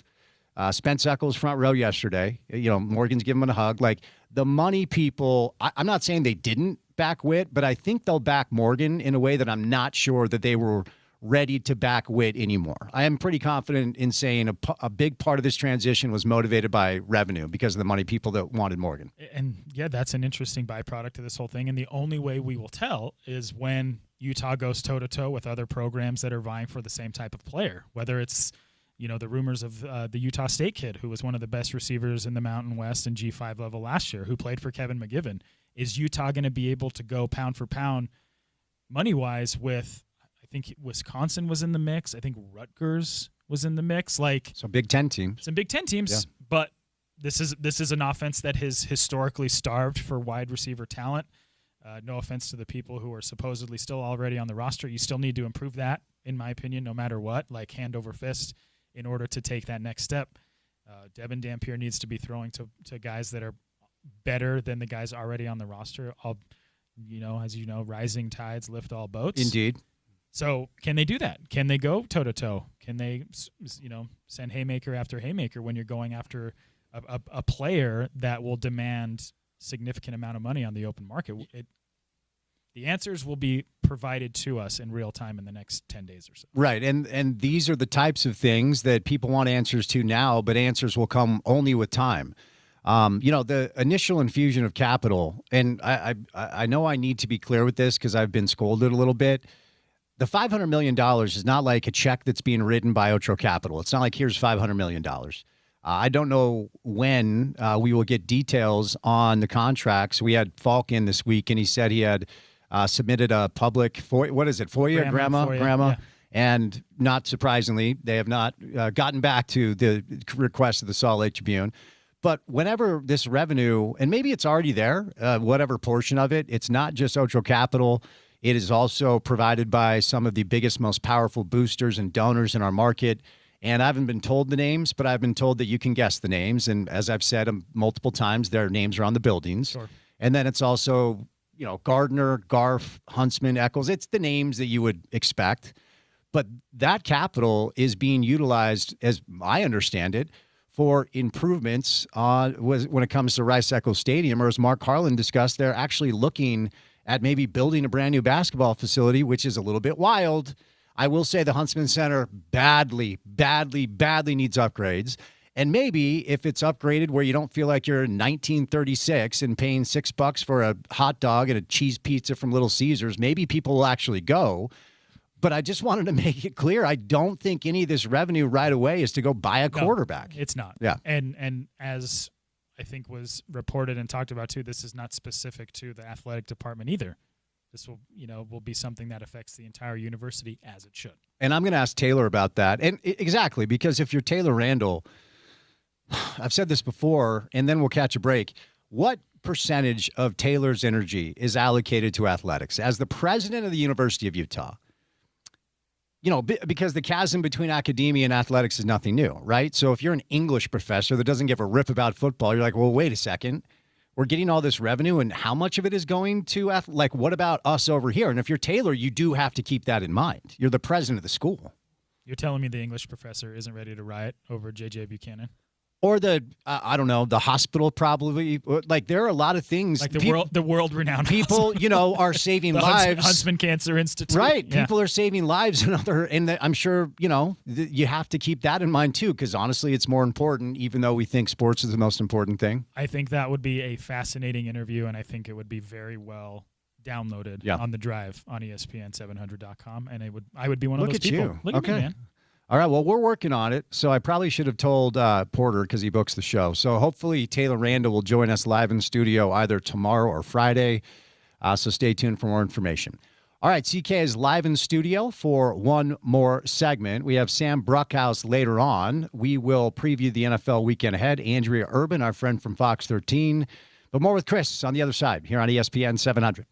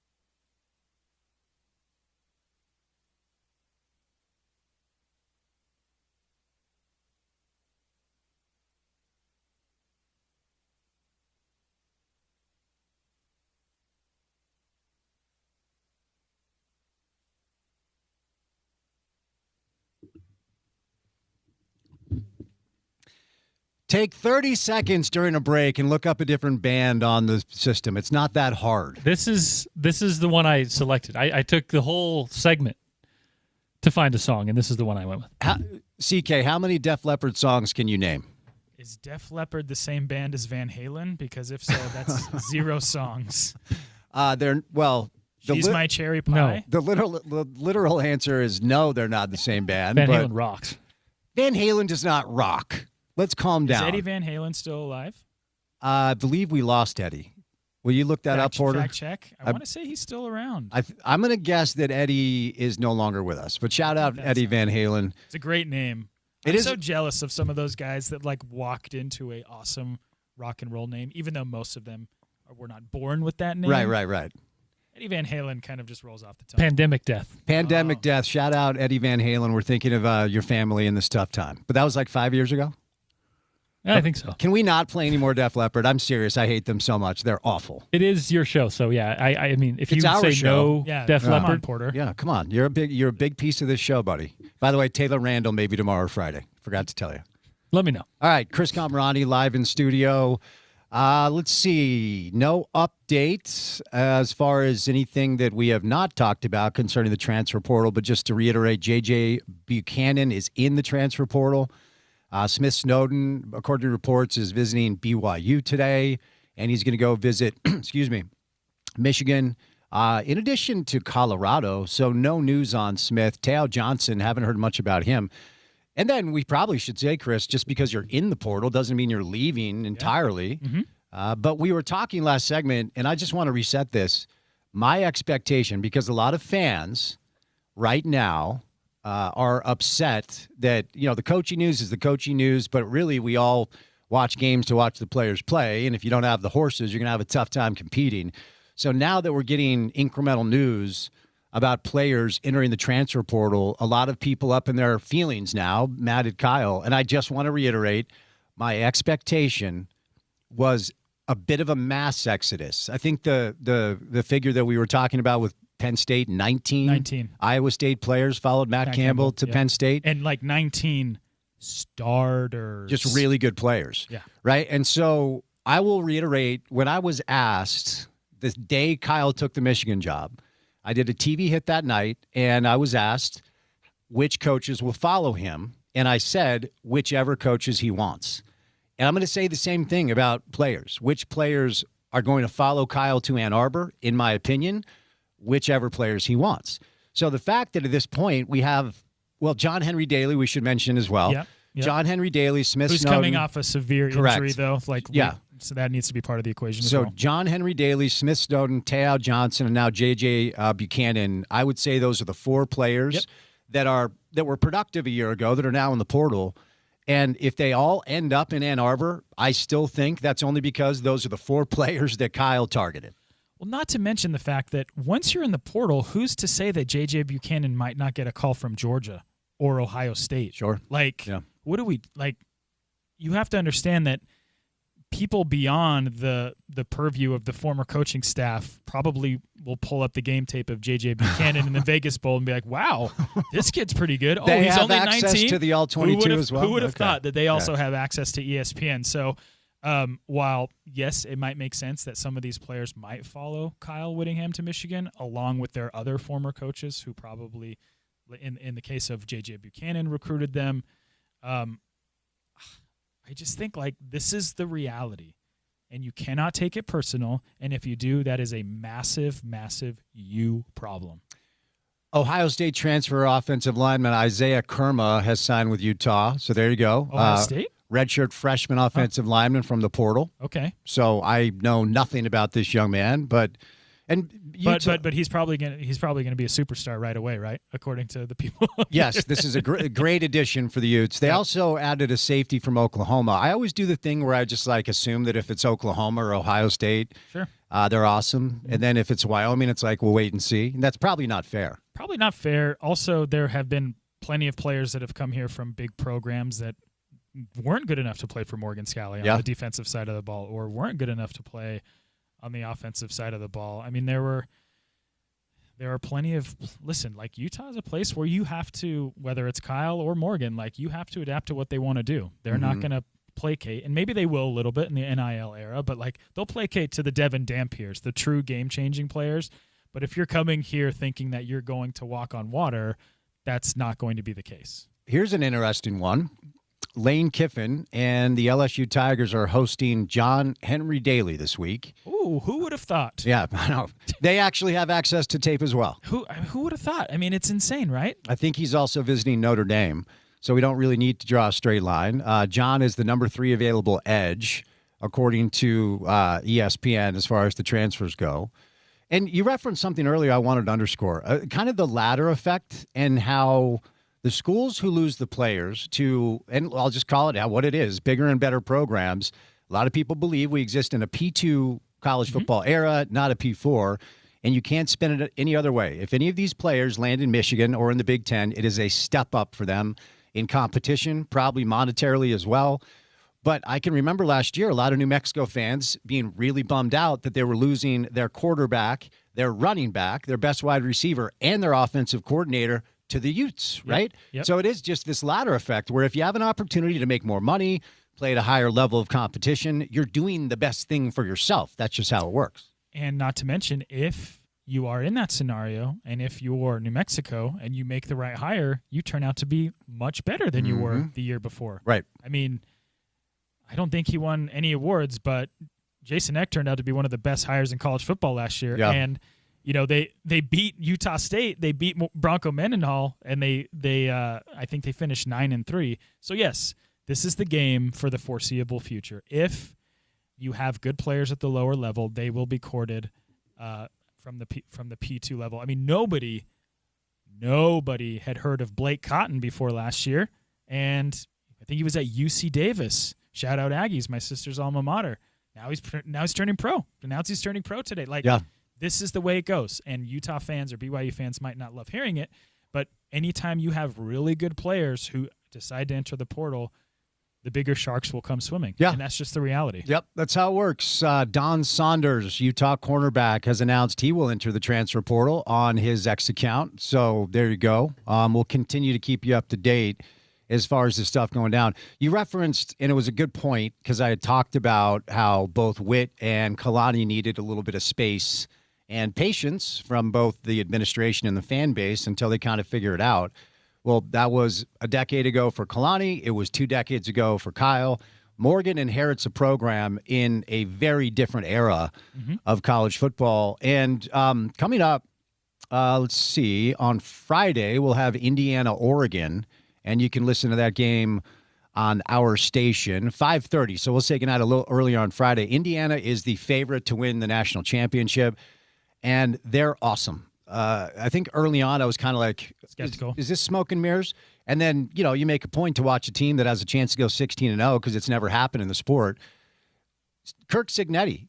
Yeah. I mean, and this dude deserves a ton of credit. And by the way, he also took a lot of assistance from his former job. And a lot of the players, their best cornerback, their starting running back, their best receiver. Because that's how the sport works. Correct. What can be learned from this unbelievable, 1-year turnaround where now they're the favorite to win the national championship? And Mark Cuban just wrote a massive check to keep it going, by the way. Well, I think this goes to this theme, and I ironically wrote about this last winter, of schools not necessarily chasing the biggest name, but chasing coaches that have been very successful at the lower levels. This follows in line with the Kalen DeBoers of the world. Nobody had heard of Kalen DeBoer before he took the Washington job. Yep. He was killing it at, the D3 level. And Lance Leipold at Kansas, same thing. Before he retired, Chris Kleiman, the same thing. If you can find a guy who has a structure in place of how to build programs and you can apply that to the power level, it can work. And you don't necessarily always have to chase the next fancy defensive coordinator or the next fancy offensive coordinator. What Curt Cignetti is doing is rewriting the blueprint for how you are successful in college football, because he did it with a bunch of players that were either already at a school that nobody cared about, historically the losingest program in the history of major college football. And he's hit on every single portal edition, whether that's from the James Madison guys or the guys in the case of the Heisman Trophy winner Fernando Mendoza. And listen, like if you entrust somebody to do something the way they know how at just a higher level and you give them the resources, turns out they'll be fine. Curt Cignetti, guess how much his first job as a head coach. So Curt Cignetti, wide receivers coach for Alabama under Nick Saban, takes a job at IUP, which used to be IUPUI, George Hill's alma mater. I was going to say, yep. How much do you think Curt Cignetti's first annual salary was when he was a head coach of IUP? First of all, why do you have such weird, obscure basketball knowledge? Because I'm a weirdo. Okay. $100,000. 125. 125. Wow. That's sports talk radio producer money. Now, $11.6 million. Oof. He ain't going anywhere. No. Why does he need to be? No, like not at all. he's Bloomington used to be the hardwood. No longer, man. Yeah. Whoever's the basketball coach has it made in the shade, and they have no pressure. Yeah, and you know what's interesting? The fact that Cuban, and he's donated to his alma mater before, right? But like he waited for proof of concept before to actually I don't know what check he wrote, but he actually said today they're going to be very, very happy. I would imagine it's tens of millions of dollars. Well, they also are killing it in the transfer portal. Yeah, I think they've landed Josh Hoover from TCU. One of the best running backs available. I think they've landed a couple really good defensive linemen as well. Mm-hmm. At the end of the day, I've said this on your show for years. All people care about is the product on the field. Yeah. For the most part. Yeah. If you care about the Wi-Fi in the stadium, good for you. That's weird, but whatever. Mm-hmm. If you can put out a great product for fans to come pay money for or to be glued to the TV, it will work out for you. And Curt Cignetti's proof of concept. I mean, he is. For sure he is. He is. They're so good, dude. They're really good. They're really good. I mean, they've. And what can't be understated is their best defensive player got hurt celebrating the Big Ten title game, and he's out for the year. They just dismantled Alabama by 35 points, and are doing it without their best defensive player. Now, Oregon's going to be a little bit of a different beast, but they've already beat him in Eugene. Yeah. We'll see. If I asked you to guess off the top of your head how many fumbles Indiana has had all year, what would you say? I'd say 0. It's 1. 1. Lost fumbles or fumbles? Fumbles, period. Wow. And it was on the 18th play of the season, and they have not fumbled once since then. Mm-hmm. Like, the discipline and how clean they are, I know you're going to ride on Cignetti. I can't wait to read it because I just think he's done such a phenomenal job. And proof of concept, maybe it gives a fan base hope that if you're not in a great space now, it just takes the right hire and a 1-year turnaround with some good players, and away you go, and then it changes the entire thing. Elite crew cut, by the way. Bringing the crew elite cut back. crew cut, yes. So before I read this, I'm let's go over the schedule for the Utes next year. But before I read this is according to FBSschedules.com. And if I go on Utah's website, they don't have the conference schedule on the website. They've got non-con.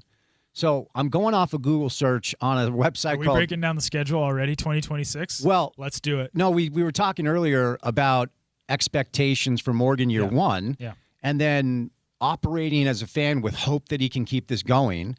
And then referencing the statement that Taylor Randall made that he's actually going to exceed what Witt did, which is a really tough ask. Then Morgan himself operated with confidence that we can take this thing next level. So the non-con is very manageable. It's Idaho, Arkansas, and Utah State all in Salt Lake. Okay, so I'm not going to sit here and break down Arkansas. I don't really know anything about it. How dare you? And then the conference schedule, according to what I have in front of me, they avoid Tech. Tech is reloading, okay? So there's no Texas Tech next year. Their home games are BYU, Houston, Kansas, and West Virginia. Their road games are Arizona, Cincinnati, Colorado, Iowa State, TCU. So they have 4 conference games at home, 5 on the road, all 3 non-con at home.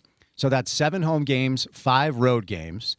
And they avoid Tech, and they get BYU at home, the 2 best teams in the conference this year.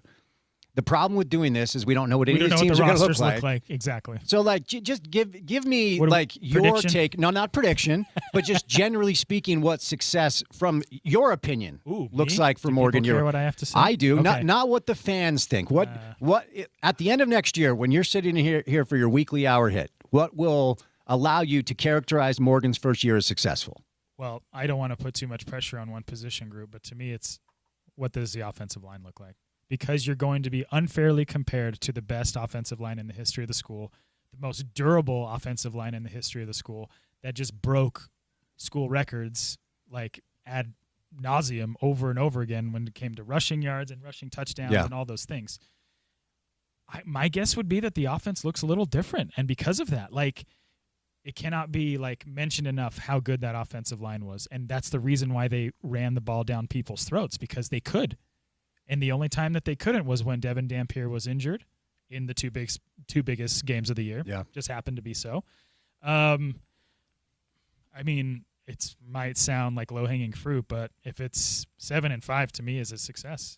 Like, honestly, like, I don't like that. To me is maybe the floor, like, and we'll see what else, comes about. But to me, it's how does the defensive line shake out? Like, that defense was a sieve on the ground the last few weeks of the season.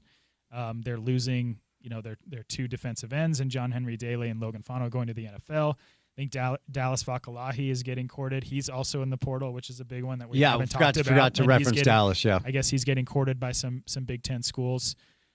And Morgan said it yesterday himself. He was like, conference championships are won on the line. And historically, when Utah teams are good and they're in the mix, it's because both lines are dominant. So last year they had one line that was dominant. The defensive line was not good at all, especially late in the year. So how can they go about building it?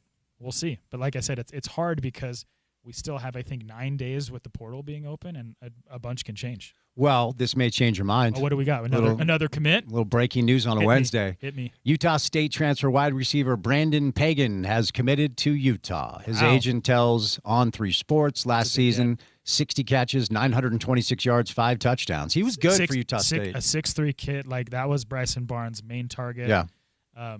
Historically, Utah does not have that big athletic wide receiver that can be a game changer. Yeah. And those matter. And that's what listen, man.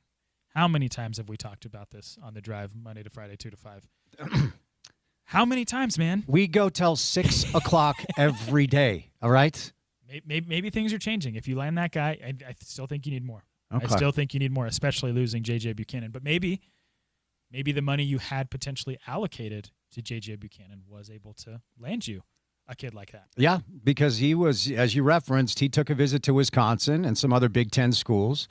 So some good news for Ute fans that are in their feelings today. Utah State transfer wide receiver Brandon Pagan is committed to Utah. 60 catches, 926 yards, 5 touchdowns. CK, we have not heard anything official about one Devin Dampier. Now, I was told that we are going to get good news. You have sources? Look at you, man. I've got a few. But I can't report that yet. You journalists. I can't report that yet. Do you have any intel here? I don't. Okay. I don't. And listen, if we're reading the tea leaves, so to speak, I would assume that folks up at the U and the fans were waiting at bated breath to see what Bryce Underwood would do, because Bryce Underwood made, I think, $12 million in NIL last year as a true freshman. 12? He's coming back. He is coming back, yep. So that's I don't think if you're Devin Dampier, it makes no sense to go be a backup at Michigan. And, I think one of the main reasons, and they haven't basically outlined it, but they've hinted at it, one of the main reasons you hire a Kevin McGivern is because you're telling a guy like Devin Dampier, hey, we're not asking you to do something totally different. There will be tweaks here and there, but this is an offense that and please come back. But, again, Devin was really good when he was healthy, and he wasn't good from a throwing perspective, or he wasn't that effective from a running perspective when he was hurt, because that's what happens with running quarterbacks. Yep. So if he comes back, I think that's a huge win for Utah.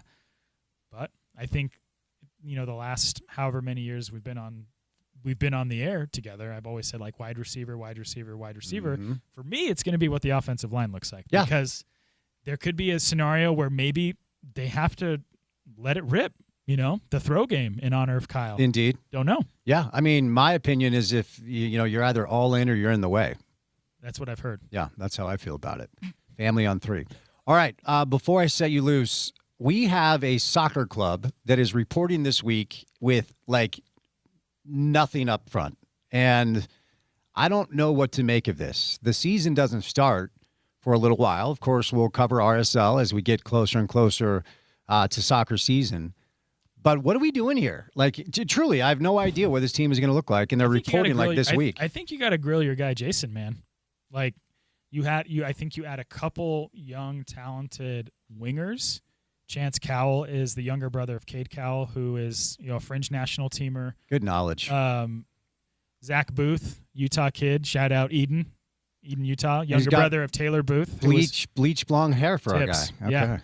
Yeah. Booth family. I know I've interviewed them before. Great family. Mm-hmm. He's coming back stateside on loan.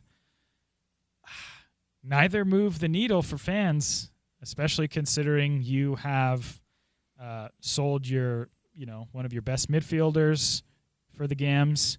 You got rid of a mercurial center back for the Gams. I like it. Yeah, plenty of Gam.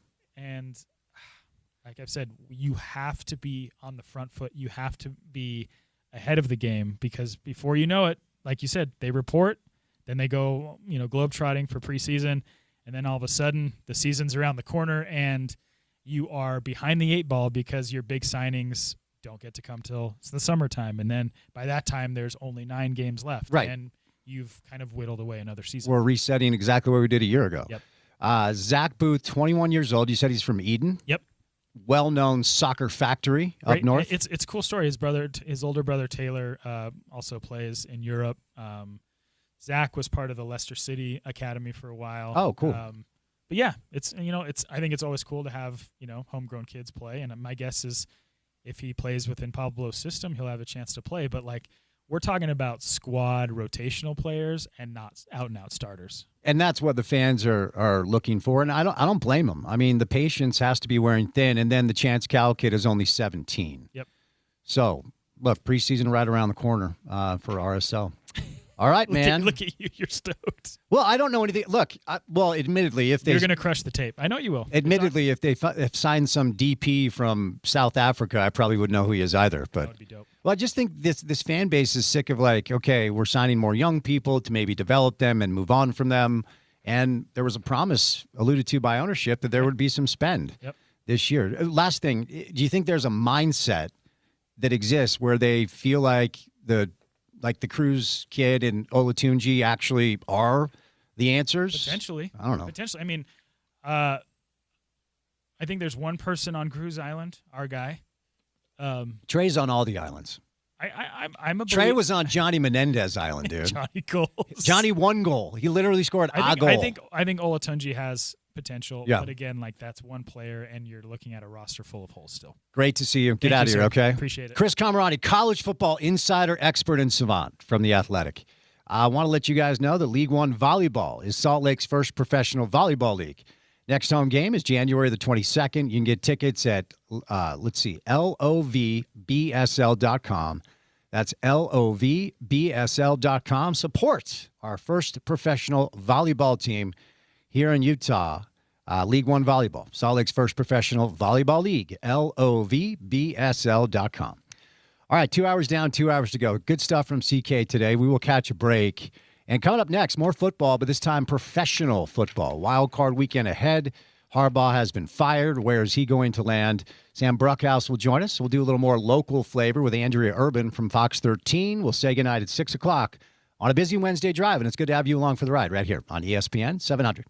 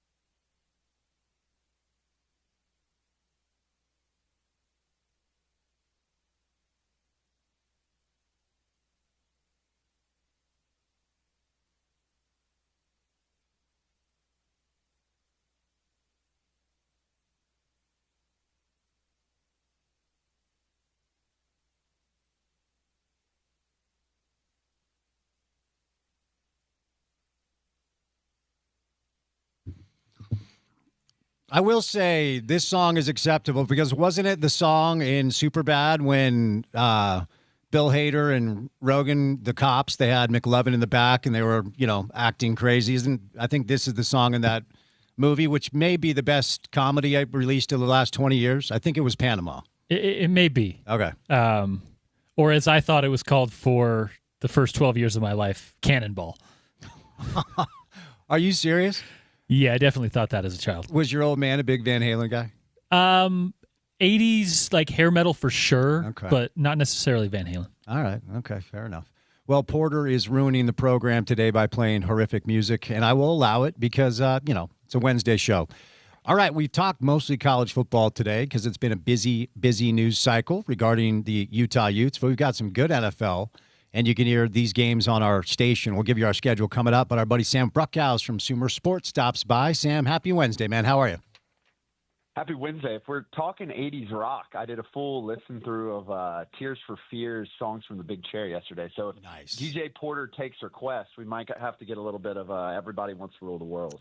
Down for Tears for Fears, but he's been doing he's been doing let's see, we were doing earlier Def Leppard. Def You Leppard, almost just besmirched. I know, that's why I didn't. Led Zeppelin. That's why I didn't. He's been doing Def Leppard and now Van Halen, Sam, so he's trying to ruin my Wednesday. He's bringing the hair metal. I mean, you got to respect it. You got to bring some energy middle of the week. I know I was a little turned up when I heard Panama. Turned up. I love it. Hey, before we get to the NFL stuff, just give me a quick take because we'll also have the college football playoff semifinals coming up this week on the station. Who do you like in both these games and why, Sam? Yeah, I mean, you got to go and look at the trenches. I think what we've learned in the 2 years of this expanded college football playoff is that the teams that have the two best offensive lines and defensive lines typically win. Last year, that was certifiably the case, despite Ohio State and Notre Dame not necessarily being the top-ranked teams. Notre Dame in particular took a tough loss 2 years ago at the beginning to a lower G5 team, but they were just the best in the trenches. They could run through everyone, and as a result, they made it through.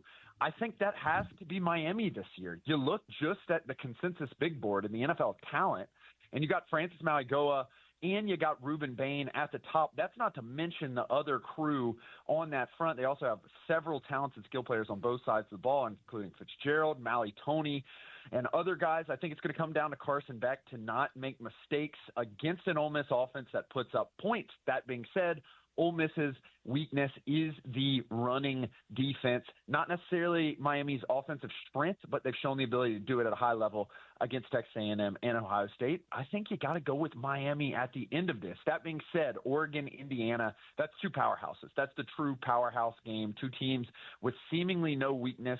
I think that's going to come down to Indiana's ability to play their game. If this is a success rate game instead of an explosive rate game, we should see an Indiana-Miami matchup in Miami. And I don't know if you're familiar with kind of the Indiana base, but a lot of New Yorkers, a lot of Miami folks go to Indiana. That would be one of the most fascinating locations for a college football playoff finals that I can really think of.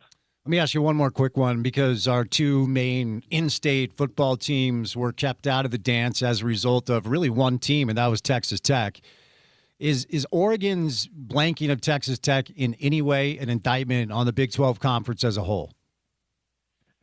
You know, I don't know if we can really say that it is. You really break that game down to the analytics, and it was kind of a slop fest, even though it ended up being 23-0. You just look at the expected points added per play, which puts yards in context, kind of tells a better story of exactly what was going on a play-by-play basis. You got Texas Tech at the 0th percentile. You got Oregon at the 6th percentile. I think these were two incredibly tough and physical teams that really kind of canceled each other out for most of the game. And when it came down to it, Oregon was able to hit on some explosive passing plays and thus ends up winning the game. I think that's just variance when it comes down to it. And I think when you do have these strong teams prompted by the transfer portal in particular, these are some of the games that you might end up seeing. It kind of reminded me of the Texas A&M Miami game where that game kind of, ends up going Miami's way. That being said, it could have been a toss-up for most of the game. So, couple of interesting storylines. I mean, look, in any career, you would love to have a tenure of 18 years. And certainly in the career of being a football coach, Coach Witt, after 21 years, of course, is in Ann Arbor now. And John Harbaugh, after 18 really, really good years, it included a Super Bowl in Baltimore with the Ravens, he is now unemployed. That won't last very long, as his agent has already said that 7 teams have reached out, including a team that has a coach, because there are only 7 vacancies, and one is the Ravens. So any surprise that Harbaugh was let go, and where do you think ultimately he lands and why? Look, I think we can apply the same logic to Raheem Morris as we can apply to John Harbaugh. I think John Harbaugh is a much bigger figure in this, but when teams are immediately calling your head coach and you've had a median level season, it's probably a problem unless there is distinct off the field things. It seems as if reporting indicates that off the field stuff is the reason why John Harbaugh is not the coach of the Ravens, apparently falling out at late season in between the assistants and the head coach, in between the players and the assistants and the head coach and the players.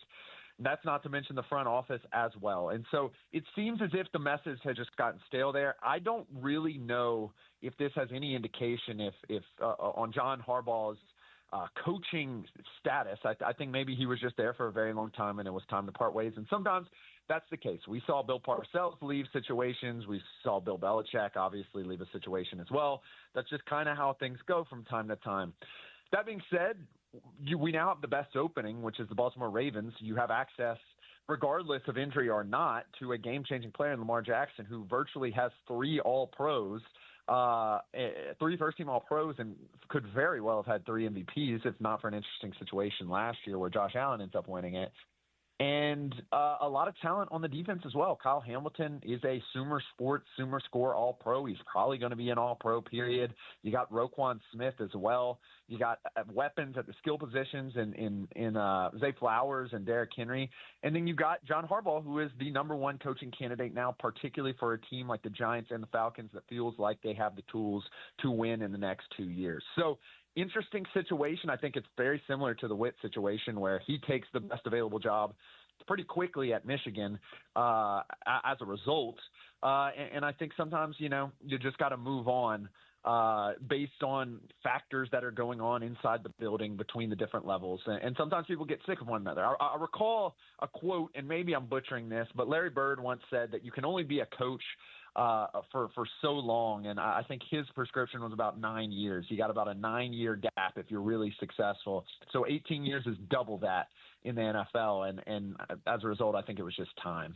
So of these openings, and again, he probably has a ton of leverage just to go to the highest bidder, but I would imagine he would also like a good situation to win football games. Is there a natural fit here in your mind, Sam?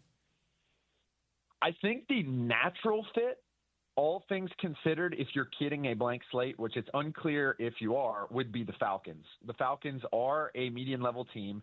They have been so. They have a question mark at quarterback, but if you're looking for a team who can maximize a defense and potentially get a little bit more out of your key skill players like Drake London and Bijan Robinson, that's the move, particularly as well as a veteran head coach. You have guys all across the league in down front office and down coaching staff positions that you can pull on to bring in as a general manager who is on your team. Obviously, there's a general manager opening there as well with Terry Fontenot stepping out as a result of this kind of wave. The problem is like, what is Matt Ryan's role? Rich McKay was calling a lot of shots, worked with Thomas Dimitroff, my former boss, who was the general manager there for a while as well. Rich McKay is now out. What is the power struggle going on right now?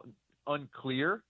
So I think the Falcons is the main one if he wants to have a lot of control and really make his pitch to make that the John Harbaugh organization. I think the best possible outcome would be to go to the Giants, where you have a young quarterback, a young running quarterback. John Harbaugh has shown the ability to take a young running quarterback in Lamar Jackson, be able to keep him healthy and elevate him to the next level. You got a running back in Cam Scatterbo who you believe in, a wide receiver in Malik Neighbors who you believe in. You got Andrew Thomas, the left tackle, who you believe in, and you got several players on the defensive front. A couple, a good draft swings that team into a playoff team. So I, in particular, think the Giants is probably the best move. But if you want to have a ton of power, I think either Arizona or Atlanta is the way to go there. I'm going to give you the Texans, the Broncos, and the Seahawks. Best defense of those three teams and why? I think if you got to go with sheer talent, you got to go with the Texans. The Texans do not blitz, and they do not diversify their coverage. They truly line it up and get after you. And they have shown the ability time after time after time over the course of 2 years to absolutely dominate people as a result. They have two players who we have as basically blue chip certified players over the past 2 years, edge rushing, in Danielle Hunter and Will Anderson, who controversially by our Sumer scores, which are not necessarily looking at total production, they're looking at efficiency and trying to predict forward. We think Will Anderson, snap for snap, play for play, was the best edge rusher defender in this league this year and would have been worthy alongside Myles Garrett for Defensive Player of the Year consideration. I got to go with the Texans there. I think they're the best defense. All right, so let's move over. Before we get to this week, the wild card slate, I got to ask you about that Sunday night game because, most of the games, first of all, most of them didn't even matter. But even the ones that did, were fine, not great. And then we got that Sunday night. I can't remember a game. And look, every weekend in pro football, we get insane back and forth. But I thought one team or the other was going to win maybe 4 or 5 times before the missed kick at the end. So give me your take on Aaron Rodgers and the Steelers getting that done last Sunday night. Look, over the years, we've talked a lot about Mike Tomlin and what he will do to win and whether he should even be trying to win. And it's a true sign that he will try anything to win. I saw footage of a Catholic priest in the end zone dropping holy water, and all of a sudden the ball goes wide of the uprights. I think Mike Tomlin just shows that he will do anything to win. And when it comes down to it, really their secret sauce is not hard to parse out. They have 3 of the best edge rushers in the league on the same team. Nick Herbig, Highsmith, who had some big plays, and TJ Watt as well. And that's not even considering Hayward at the defensive tackle position. So realistically, 4 of the best defensive linemen are on the same team in Pittsburgh. I think that's why, as a home dog, it's really, really hard to bet against them, especially against an offense that I don't really trust. When it really comes down to it, I think the Baltimore Ravens had 2 real strengths in stopping the run and running the ball, which we saw throughout that game. They also had several explosive plays with some kind of old-school Lamar Jackson, avoid the rush, hit a player downfield. And so I can't really say that the best team necessarily won, but it shows that Mike Tomlin is dangerous, particularly when you are in that weird building. All right, a big picture question here. When you look at the teams favored to win the Super Bowl, the teams, well, really what Vegas is saying is you probably should pick from the following 5, and the Seahawks at this point are your favorite. Then it's the Rams, Broncos, Patriots, Eagles. The Bills, of course, have fallen. The Niners are hurt. A lot of the preseason favorites are either not even in the playoffs or not in that top 5. The Eagles still remain in that top 5. So my question is, does the Super Bowl winner come from Seattle, L.A., Denver, New England, and Philly, or is there another team that you would throw in the mix there? I think you got to throw the Bills into that mix as well. I think there are critical problems with these top-seeded teams that have popped up over the last 6 to 7 weeks.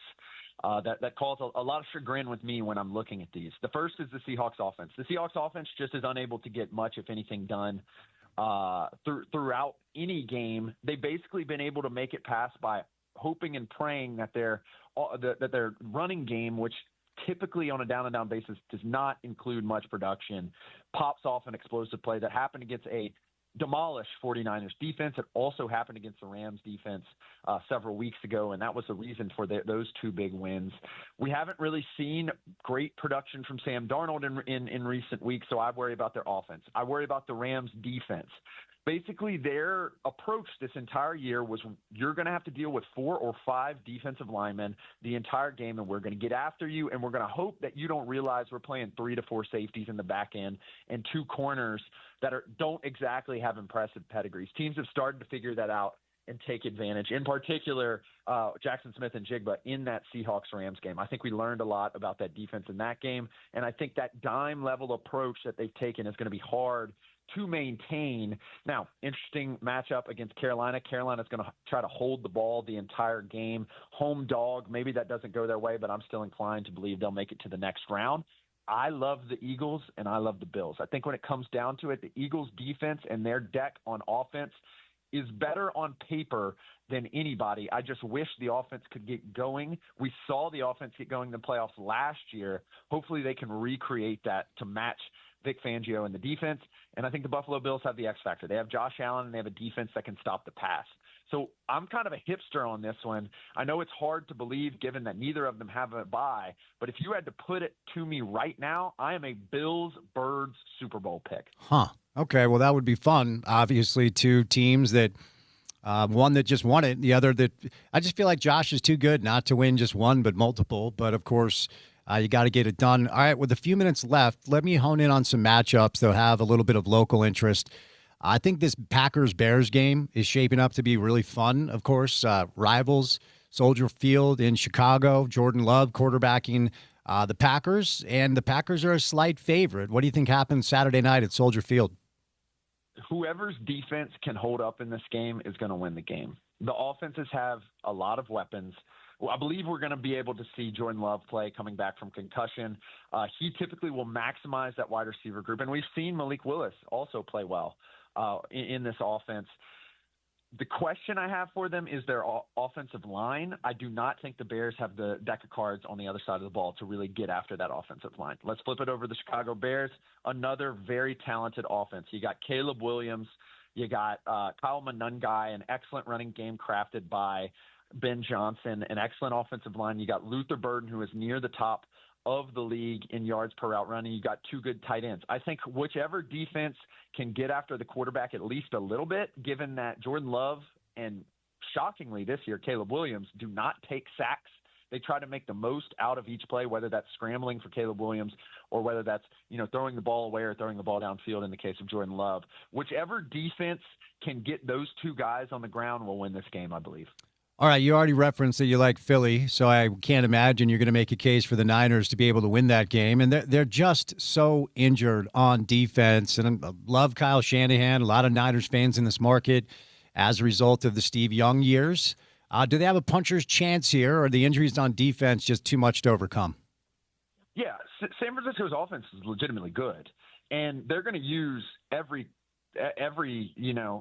trick up their sleeves to try to get after that defense, which, the Vic Fangio defense does generally play pretty similar concepts down to down. The problem is you got to deal with all that talent, and you got to deal with them executing at extremely high level. So I think if San Francisco can in any way make this a track meet, they can potentially win this game. I think Philadelphia just has way too much talent on both sides of the ball to really overcome San Francisco. And I think we kind of saw that to a certain degree against the Seahawks last week. A lot of Bronco fans in our market, of course, as the number one seed. They get a bye in the AFC. My guess is they'll see the Texans, due respect to the Steelers, and maybe who knows, right? But two-part question: who do you think the Broncos face in round one? And does either team oust them early, or are you confident that we're going to see a decent run from Denver? Yeah, look, I think the Broncos are probably the third team to truly consider, probably alongside the Rams, as a true Super Bowl contender. But it all lays on Bo Nix. We've had this discussion time and time again, Spence, of if Bo Nix can execute and continue playing the low turnover, low sack ball that he's been playing, add in a good scramble here and there and get the ball to Cortland Sutton, then this is a team that can realistically make it pretty far this year. The problem is that's a big if, especially against defenses, as we mentioned, you're going to have to deal with regardless of who wins. I think Pittsburgh could be the home dog that comes out here. You're going to have to deal with Herbig. You're going to have to deal with Watt, Highsmith, Hayward, Autry, Barnett, Anderson, Hunter. I mean, that's a long list of names, and that's not even getting into the secondary players in particular for Houston, where you basically got two All-Pros playing cornerback and two Pro Bowl level guys at safety in Callan Bullock, Petrie, Stingley, and Lassiter. So I think those defenses really could give Bo Nix trouble. The problem is, on the flip side, the Broncos got a great defense as well. I like the Broncos really to make a run. I just don't know if they'll be able to overcome a team potentially like Buffalo or potentially New England, who has an excellent quarterback and can really take control of the game script. Sneak in a two-parter before I set you loose. The regular season is done, so we know the draft order. A lot of Raider fans around here. They're the closest team in proximity. They land at 1. It feels like the Mendoza kid will go there. And the two-parter, of course, is my pathetic, hapless, horrible New York Jets are at 2. Garrett Wilson was the Jets' leading receiver at 395 yards. He didn't catch a ball after week 6. There are so many pathetic superlatives that you can apply to my pathetic, horrible New York Jets. So what happens 1 and 2? How do you think this goes before I set you loose, Sam? So I will say that you are in an interesting position, at least as far as the data is concerned. The quarterback prediction problem, which has been stated in economic journals, I've written about this, my master's research was on this, is the most pervasive and probably hardest to solve economic problem in sports, period. Basically, there is a phenomenon where the second drafted quarterback typically does better than the first. We saw that last year with Jaden Daniels and Caleb Williams, and we saw that with C.J. Stroud and Bryce Young. Now, that has kind of flipped up. I still think C.J. Stroud's probably better. Jaden Daniels hurt this year. Who knows? Caleb Williams has a decently good year with a new offensive play caller and head coach. So we'll see how that actually turns out. But it is extremely difficult to figure out which quarterback is actually the best, and that pressure is amplified by the fact that a quarterback is probably going to go 1 and 2 this year and typically does most years. So I do think sticking at 2 could be of interest as you know, if we're dice rollers at the roulette table, because there is a, if not probable, definitely realistic chance that Dante Moore, if he decides to come out, is just better than Mendoza. And I think when you look at the scenario of the Jets, they have multiple first-round picks from other teams. They have multiple second-round picks from other teams. They have a full stack to really try to maneuver their way the next 2 years. And they do have some talent. You mentioned Garrett Wilson. I like their offensive line, 2 young tackles in Fashanu and Mimbu, and their interior offensive line is veteran and pretty solid as well. And so I think with Tanner Engstrand, there is a good spot to come in despite what we saw this year from particularly the quarterbacks at the Jets. I think this is a good spot to come in terms of the Jets. Get behind an offensive line you kind of believe in. Get a certified at least wide receiver 1B, if not necessarily a tier A guy. And so, look, I like where the Jets are sitting. You get at 2, you wait for the second quarterback to drop for you. You know that it's extremely difficult to figure out which one will really be good. And you got first-round picks if it doesn't necessarily work out for the next year as well. So I kind of like where the Jets are. I think I may like where they are in advance of the Raiders. And then you go win 3 games and nothing changes. That's just how it goes. All right, Sam, before I set you loose, you guys have some exciting things over at Sumer Sports. Tell our listeners all the touch points. Yeah, go check out the Sumer Score All-Pro list live on sumersports.com. That's SUMER sports.com. It gives you basically the artificial intelligence every 10th of a second, play-by-play, comparing to everything the 2016 view of the game. There's some interesting insights at cornerback, defensive end, and quarterback. And here's what I'll leave you with, Spence. Matthew Stafford right now is the favorite, but by virtually every advanced analytic, Drake May really should be the MVP. Expect a narrative to start about that, particularly as the playoffs go. I understand that Hay may be in the barn with the MVP race, but I wouldn't be shocked if Drake May kind of steals this one due to the advanced analytics. Huh. Okay. Good stuff. Sam, thanks for the time, buddy. Have a good weekend and enjoy the games, okay? My pleasure. Sam Bruckhouse, Sumer Sports, one of our favorite guests to talk pro football with, stops by today courtesy of a new sponsor on the show, our friends at Wasatch Wagyu. Now, you probably heard me talk about them. Up until today, you were getting 10% off. They've upped the ante. You get 25% off, okay? And this is high-quality Wagyu beef. I use the 25% discount code to get a couple of steaks sent to the house. So start 2026 off right with a juicy prime cut of Wasatch Wagyu beef right out of Heber, Utah. All the cows are bred locally, and they produce some of the best Wagyu beef. I'm talking premium, legit Wagyu beef, New York steaks, 100% Wagyu burger beef, roasts, tomahawk steaks, fillets, and now premium Wasatch Wagyu beef jerky in a bunch of different flavors. Shout out to Greg and Stacy, the owners of this company, small business. So we're trying to help out our people here. They know what they're doing. We're going to hook you up. As I referenced, go directly to WasatchWagyu.com and check out their menu. Pick what you want and get a limited time discount on their Wagyu beef of 25% off. Just type in ESPN 25. That's ESPN 25 at checkout and get 25% off of your entire order. There's no limit here. Any discount helps. These guys really do give you a fantastic price for the high-quality product that you're buying. Enhance your new year with Wasatch Wagyu at wasatchwagyu.com. All right, Andrea Urban's going to join us coming up next. We'll do some local sports, an exciting piece of breaking news regarding the Utah Mammoth. We'll talk about that coming up on the other side right here on your home of the Utes, ESPN 700.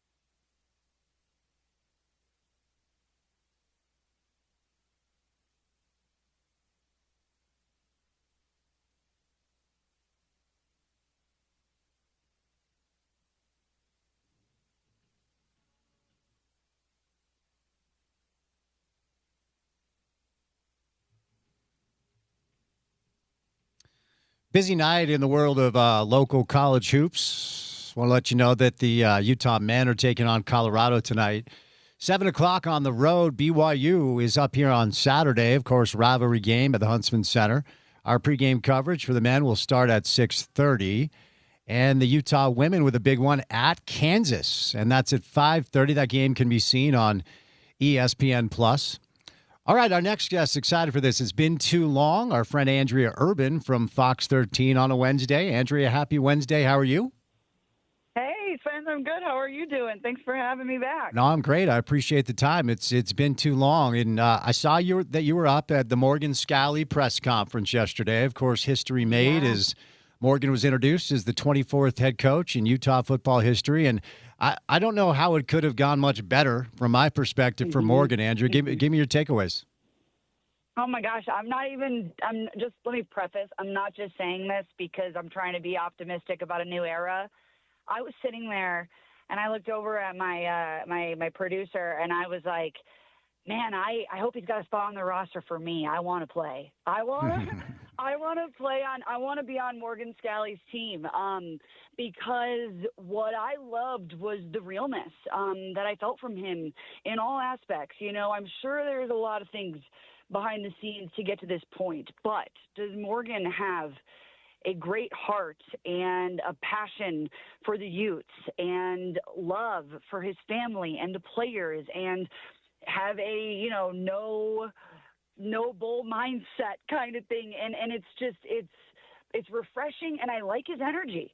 I love the excitement that I can feel from him because I feel like I bring that kind of excitement into just what I do in life. And to feel him match and kind of just like, I was like, man, I hope he has a spot on the team for me because I just think that it makes me want to play for him and players are going to feel that. And like you said, is it going to hurt to lose these guys? Absolutely.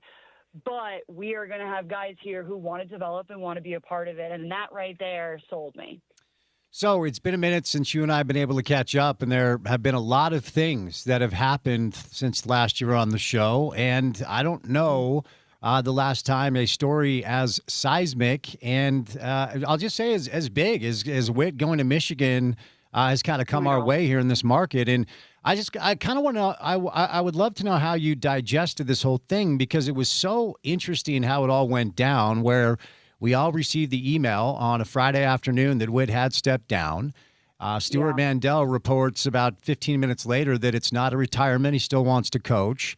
Sharon Moore loses his job in spectacular fashion, and suddenly Witt is moving to Ann Arbor. It's like, holy smokes, I cannot believe that this is all transpired. Obviously, he's taken a lot of coaches with him. It looks like he's going to grab a couple of potentially former Utes to join him as well. But how did you kind of digest / cover Kyle Whittingham to Ann Arbor?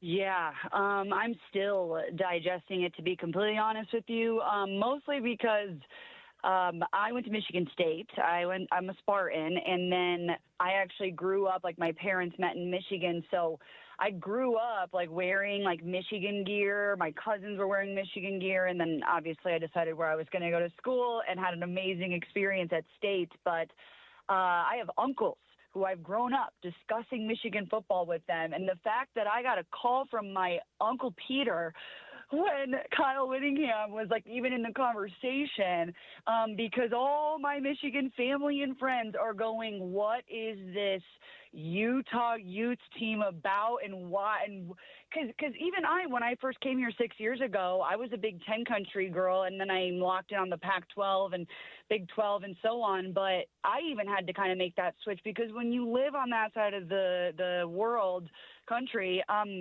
all it is Big Ten football. You don't think about anything else existing. And I don't think that some of these Michigan fans could even wrap their head around, like, wait, the guy from Utah, which he has, legendary, but I just can't believe that, I thought if we ever saw Coach Witt step away, it would be in red. And now he is at the helm of a school where wearing red inside the building is literally against the rules. And it's so...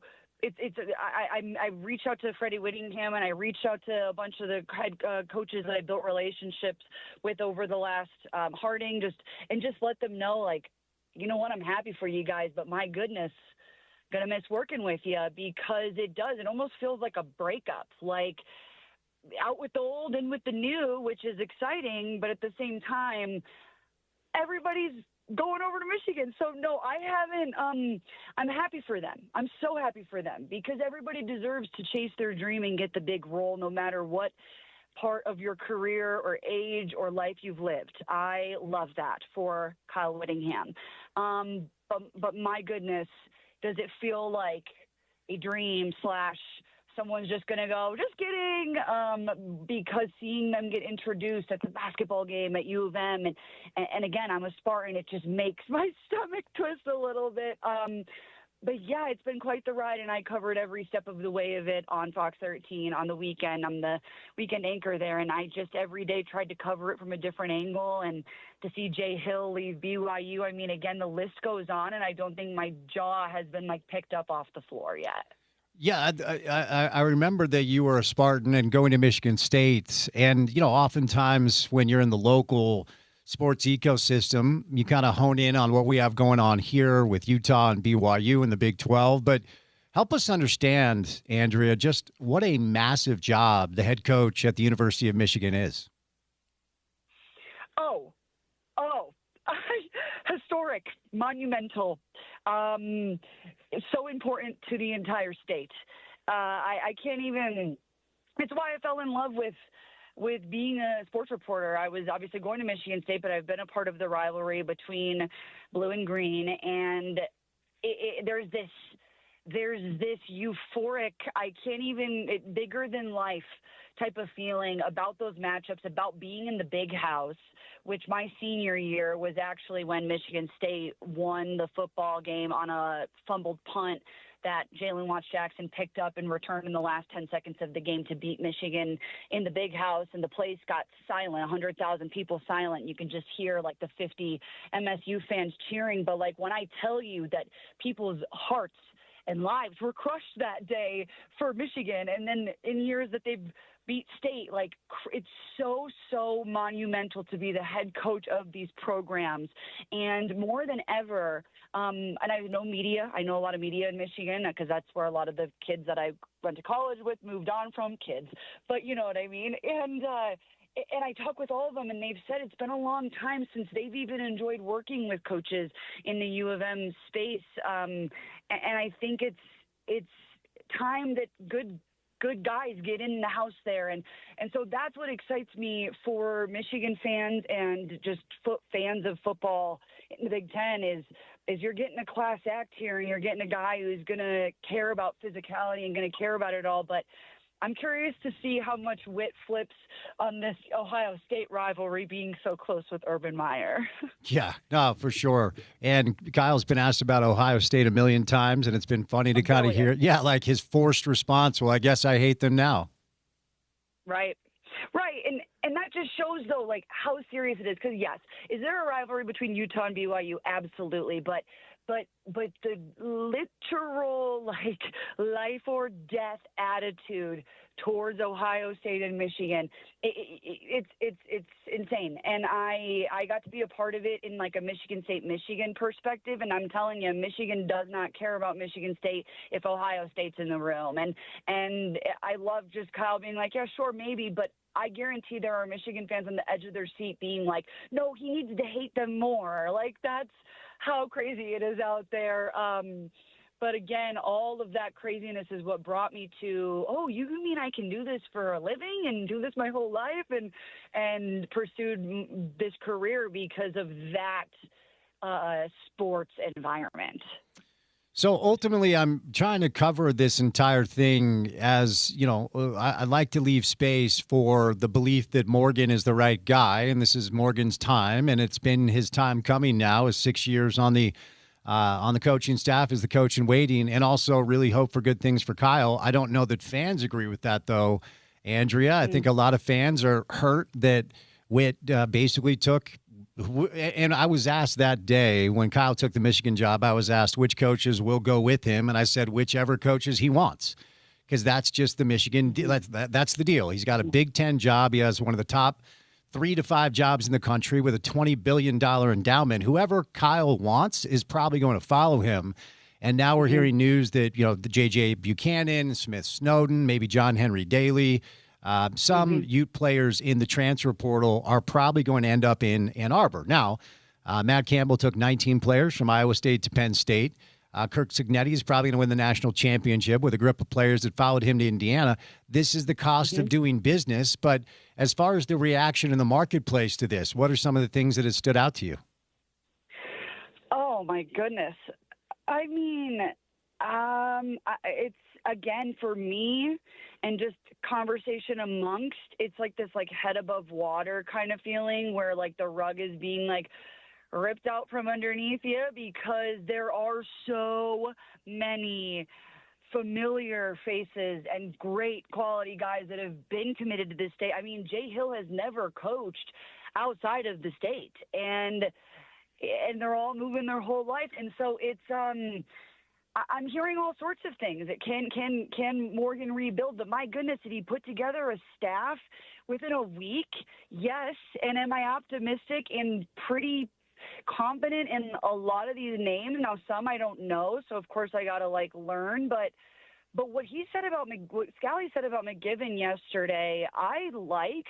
I liked when he said he runs the kind of offense that gives defensive coordinators ulcers. I remember that specifically because I was kind of oh, you don't say, which as an outsider looking into Utah State's offense last year, you don't always see that because of the execution in the Mountain West. And then to have Scally kind of point specific things out, it made me sit back in my seat and go, oh. And then just hearing him talk about the pride and hearing him talk about the mindset, and then the credit to Odom and Sharif, and credit to those guys who hey, we brought you back and thanks for the opportunity in the past. I just feel like this is a guy who sees the writing on the wall here and wants to continue to put the family first culture first. And I think it'll be okay. Now, does it feel like the rug has been ripped out? A little bit, absolutely, because I mean, even yesterday I was walking around kind of just looking for a Whittingham. That was a new feeling to not see that anywhere. And so, yeah, it feels like a breakup, like I said, but at the same time, I like Morgan Scally, and I like working with him, and like I said, I'd play for the guy. So both Kalani and Kyle needed some patience from administration and fans as they learned the ropes.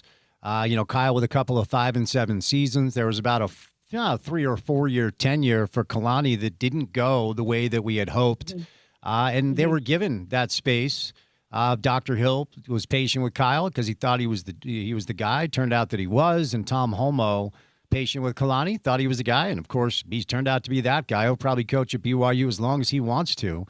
I am hopeful and confident that Morgan is the guy for the job, but I'm also realistic, expecting that there will be growing pains for somebody who's never coached football before as far as being a head coach. It's a first time thing for him to be a head coach. You tell me, Andrea, from your vantage point, year one for Morgan next year as Utah's football coach, what does success look like to you? Oh, my goodness. I've been thinking about it, too. I was thinking about it just how do we sit here and go, okay, make sure we're this double-digit season and we're fighting for a playoff spot and all these things. It's doable. It's not that it's not doable. It's just, can we give the guys some space to breathe? I think I can't give you here's what's going to be successful. I think a lot of it is going to play on, does Devin Dampier stick around? Does a Bird Ficklin stick around? I'm seeing so many players sharing online that they're visiting other schools, and I think it depends who they retain, the leadership core from the players that are going to be willing to be no, buy into this. It's great with Morgan. Less than the coaching staff convincing, but I need to hear these players, which ones are yep, I stay here, let's do this new era. And then I think that dictates the success here and the leadership group and so on and so forth. But this is almost a clean house. And gosh, it happens everywhere, but it hasn't happened in Utah for 21 plus years. So it's even a weirder experience. There's just so much change happening in this state, even with the Winter Classic being announced. Like, I just think Utah sports fans need to gear up and be excited, because you've got a legendary coach down in Provo willing to stick around. You've got a passionate guy in Utah who's starting a new era. And you've got other things in this state that are growing in the best way. And so I think it's an awesome time. But sitting here and going, what means success? I don't have an answer for that one. How long have you been in our market, Andrew? It feels like you've been here, I don't know, maybe a decade thereabouts? No, 6 years. 6 years. Okay. So let me ask you, because you referenced the Winter Classic, and for our listeners that may have not heard the news, it was announced that the Utah Mammoth will play the Winter Classic at Rice-Eccles Stadium coming up in 2027.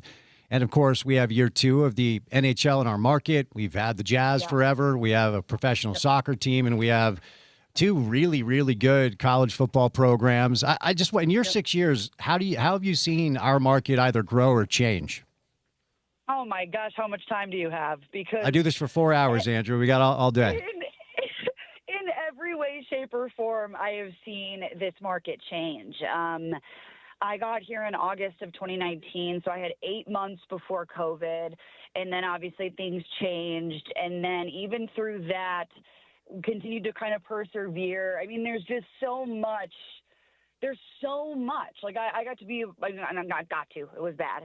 But I'm just saying, like, the whole Rudy Gobert thing. And then, like, I worked with him a couple games ago, and that was crazy. And then the Kyle winning him the Rose Bowls, and then the storming the field down in BYU, and they beat, ranked teams. And it just started turning into this monster of sports, and it's been the coolest thing to grow with, because I got here when the Jazz was the hottest thing in town, and now you've got true, well-respected, like, enough for people like who grew up in where I lived in Chicago area.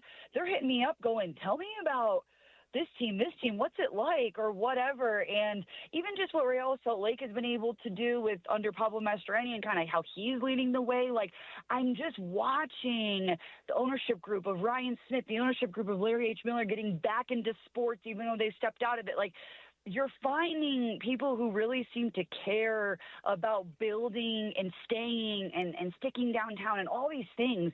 It's why I enjoy doing this job here.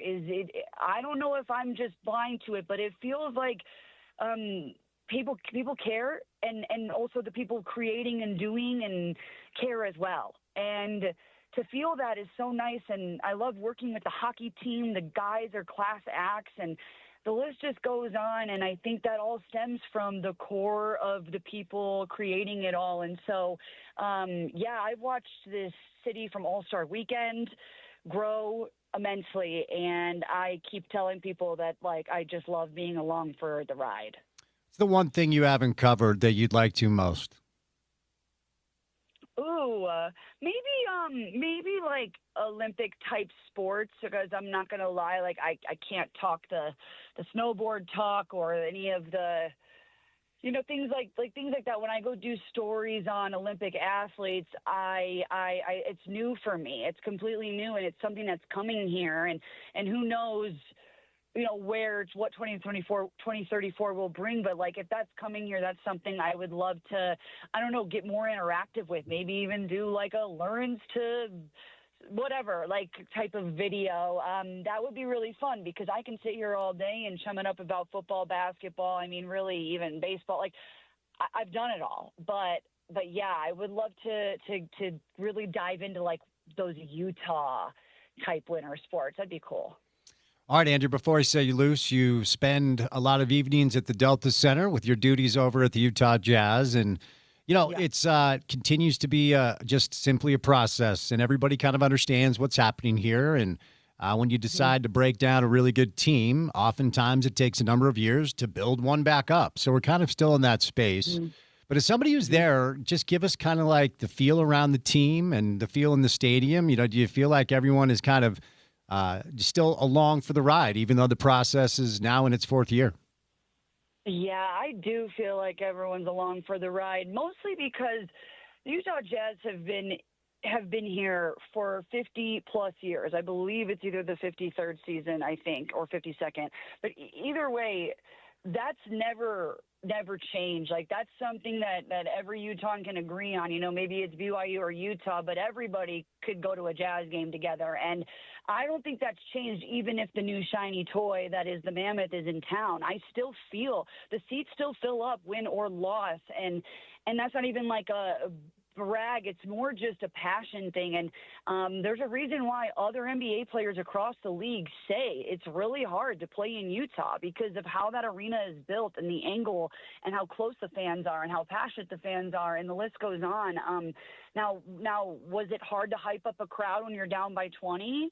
Absolutely. But at the same time, there are nights like Keontae George and Lowry Markkanen and even just Ace Bailey and his like flashes of greatness and you can tell how smart he is for his age and just what that could mean for this team in the future. And there's clips of Will Hardy going around. Is he being too hard of a coach or whatever? And I love it. I love it because that shows that things are in motion. Now, are we the 12th, 13th team in the West? And do we not want to be that? Maybe. But at the same time, I am having a good time watching the breakouts. He got better. His body changed and he became more of his role and things like that. A healthy Taylor Hendricks. Like, there's so many storylines here of growth and confidence on and off the court. And I think that's something that Jazz fans should be excited about. Andrea, you are a social media star. Where can people go find you, like all the touch points? Oh, okay. No, I'm on Instagram. It's more personal life as well as sports. It's just Andrea Urban _. On Twitter, it's truly talking about sports, Andrea Urban TV. And if you ever want to reach out with a story idea, andrea.urban@fox13now.com is my email, and I would love to work with anybody. Great stuff. Thank you so much for your time. Have a good week, okay? Okay, thanks, friends. Appreciate it. All right, Andrea Urban, our friend from Fox 13. Always appreciate her time. Before we catch a break, when I say Brian Regan, do you think love? Well, you should, because Brian Regan, take your wife, your girlfriend, your partner. Hopefully you don't have all three of those. But if there's somebody special in your life, take them to Brian Regan for Valentine's Day. Like Sean's wife bought him Brian Regan tickets for Valentine's Day. Brian Regan, taking over the Delta Center on February 14th, ESPN 700. Wants to send you a pair of tickets to the show. Tune into Sean's show all week long, the OC show. Details can be found at ESPN700sports.com. All right, 3 hours down, 1 hour to go. Reminder, Utah men's basketball at Colorado. Our pregame coverage begins at 6:30 right here on your home of the Utes, ESPN 700.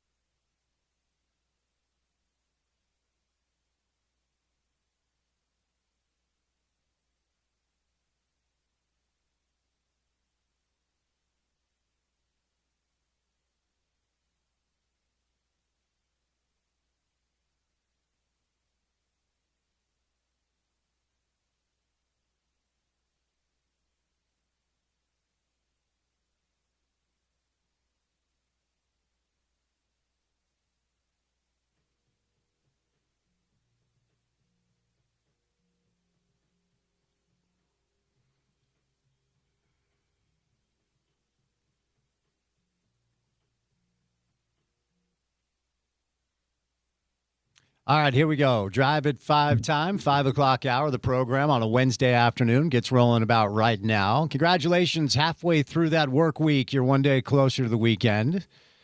First official week of the new year can kind of drag. So hope you're having a good week. But good news, you're almost there. One day closer to the weekend and one day closer to football. An excellent weekend ahead in the world of college and pro football. Don't forget, we are your home of the biggest and best both college and pro football games in the market. And the college football playoff resumes tomorrow and will continue coming up on Friday. You can hear both those games right here on ESPN 700. We'll see if the Cinderella run for Ole Miss continues. And they're going to take on Miami. Two surprise teams, two of the Cinderella teams in the CFP continue to play. That will be in Glendale, Arizona. That is the Fiesta Bowl coming up tomorrow at 5:30. And then on Friday, it is Oregon, Indiana. Indiana is your overwhelming favorite to win the national championship. These two teams, of course, played at Autzen Stadium earlier this year. Indiana came out on top. Indiana has a chance to be the first college football team. I'm chuckling because this is a basketball school. To finish 16-0, if they can finish off the deal, winning on Friday, then winning a national championship. Then, of course, wild card weekend in the NFL. A lot of really cool storylines. Did some NFL earlier with Sam Bruckhouse to kind of preview what he thinks is going to go down. We'll have the Rams-Panthers on Saturday, Packers-Bears, see if Jordan Love can get it done. Bills-Jags, Niners-Eagles, Chargers-Patriots. And then on Monday, it's the final game of the weekend. That will be the Texans and the Steelers.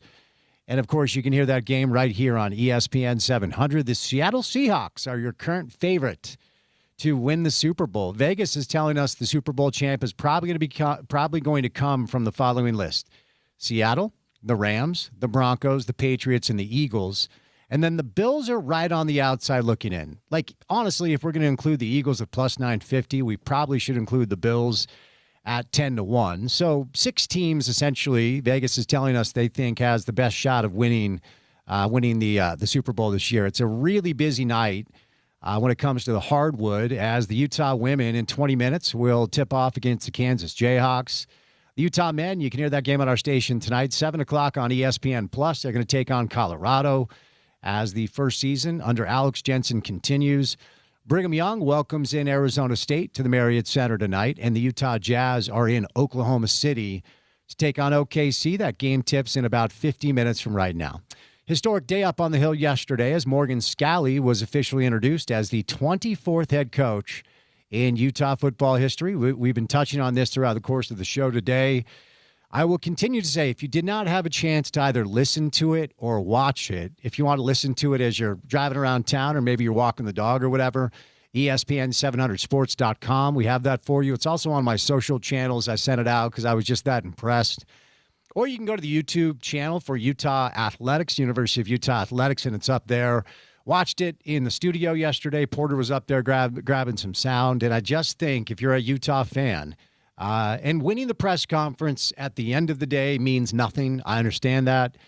This is all about the results that we'll see Utah football hopefully grab under Morgan Scalley. But at least for one day, if you wanted to know who Morgan is, he completely let his guard down and showed you exactly the type of guy he is. And that will be the type of coach he is moving forward.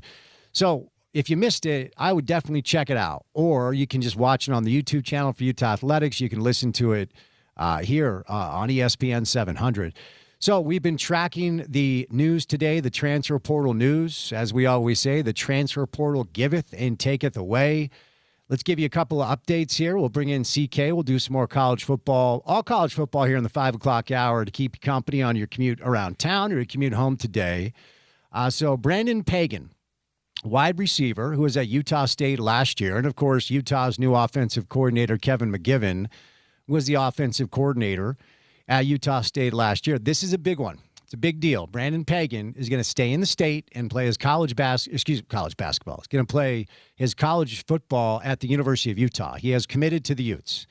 He took a visit to Wisconsin, and there were a tremendous amount of schools interested in him. He is a 4-star transfer, and according to On3, the number 17th ranked wide receiver in the transfer portal. And instantly, he might be the most talented wide receiver we've had around here in quite some time. So that's a big deal. And a lot of people wondering what the offense will look like under Morgan, whether or not we'll see a little bit more verticality in the throw game. Shout out to Witt. Of course, Devin threw for more than, he attempted more than 30 passes in the Vegas Bowl. I don't know if that's a peak. Obviously, Jason called that game, and Jason is now in Ann Arbor. But this is a big deal is from a talent acquisition situation on the outside, which is where Utah really has been left wanting. Zachariah Williams' kid was thought to be wide receiver one. He transferred to USC, where he didn't do much. Ryan Davis is a nice player. But upgrades on the outside needed, and certainly needed because news came down about 3 hours ago that J.J. Buchanan is in the transfer portal as of now. J.J. was one of the guys that we talked about on offense. I think he really wanted to keep. But he is going to take a visit to Ann Arbor, and you might want to prepare yourself for watching J.J. Buchanan in Michigan Blue. Speaking of which, Smith Snowden today was at BYU. Smith was down in Provo today. Of course, he is in the transfer portal, had an excellent stint here with the Utes, and Smith is set to fly to Ann Arbor coming up this week to visit with Witt and everybody at Michigan. John Henry Daly is set to go visit LSU, and Lane Kiffin, he's also set to visit Notre Dame, and he will visit Ann Arbor at the University of Michigan as well. So some good news, some bad news. That's just kind of how it goes when it comes to these talent, the talent acquisition and then losing talent in the transfer portal. Scooby Davis is coming back. So that's good news. And about, an hour and 48 minutes ago, Kyrie Scholes has announced he is coming to Utah. Kyrie was a wide receiver at San Jose State. And prior to spending a year last year in Logan, Kevin McGivern, the offensive coordinator at San Jose State. So a couple of receivers added in the transfer portal today for the University of Utah, and some unfortunate news for Ute fans that J.J. Buchanan looks like he is on his way out. Utah also added an offensive lineman today. Isaiah Kemma is his name. He's an Ohio State transfer, a redshirt freshman who only played a handful of snaps for Ohio State. So the roster's coming together now, and of course there will be some more news as far as an exodus, players deciding to leave. And then it's on Morgan and his staff to fill those holes. No official word on Devin Dampier just yet. Now, I've been told that we should be expecting good news.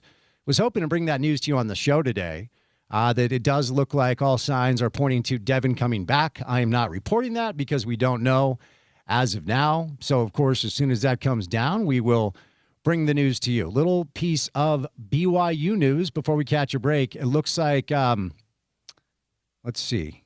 Papinga, right, is getting the defensive. Is that official yet? Have they? What's the report? Famil with Papinga? tweet. Okay, which doesn't make it official. Yeah. BYU has not said anything, but it does appear that is who they're targeting to replace one J Hill. Here's the tweet. Okay, sources: BYU is working to finalize a deal to promote Kelly Papinga to defensive coordinator and play caller.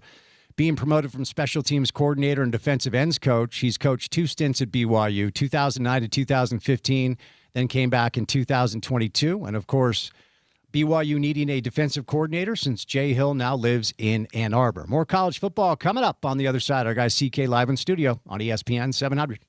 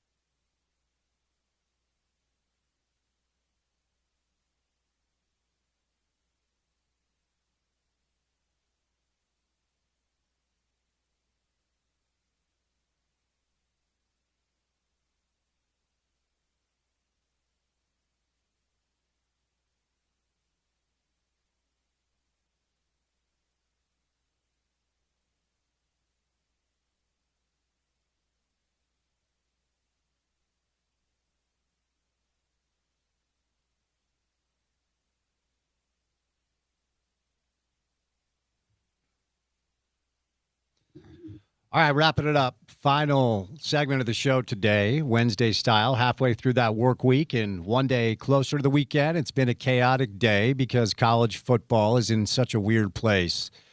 The University of Utah, as we've discussed, losing some pieces today, adding some pieces today. BYU looks like they're going to name Kelly Papinga as their new defensive coordinator, as Jay Hill now lives in Ann Arbor. Markia Tuaya and Sharif Shah received promotions today to associate and assistant head coach, respectfully.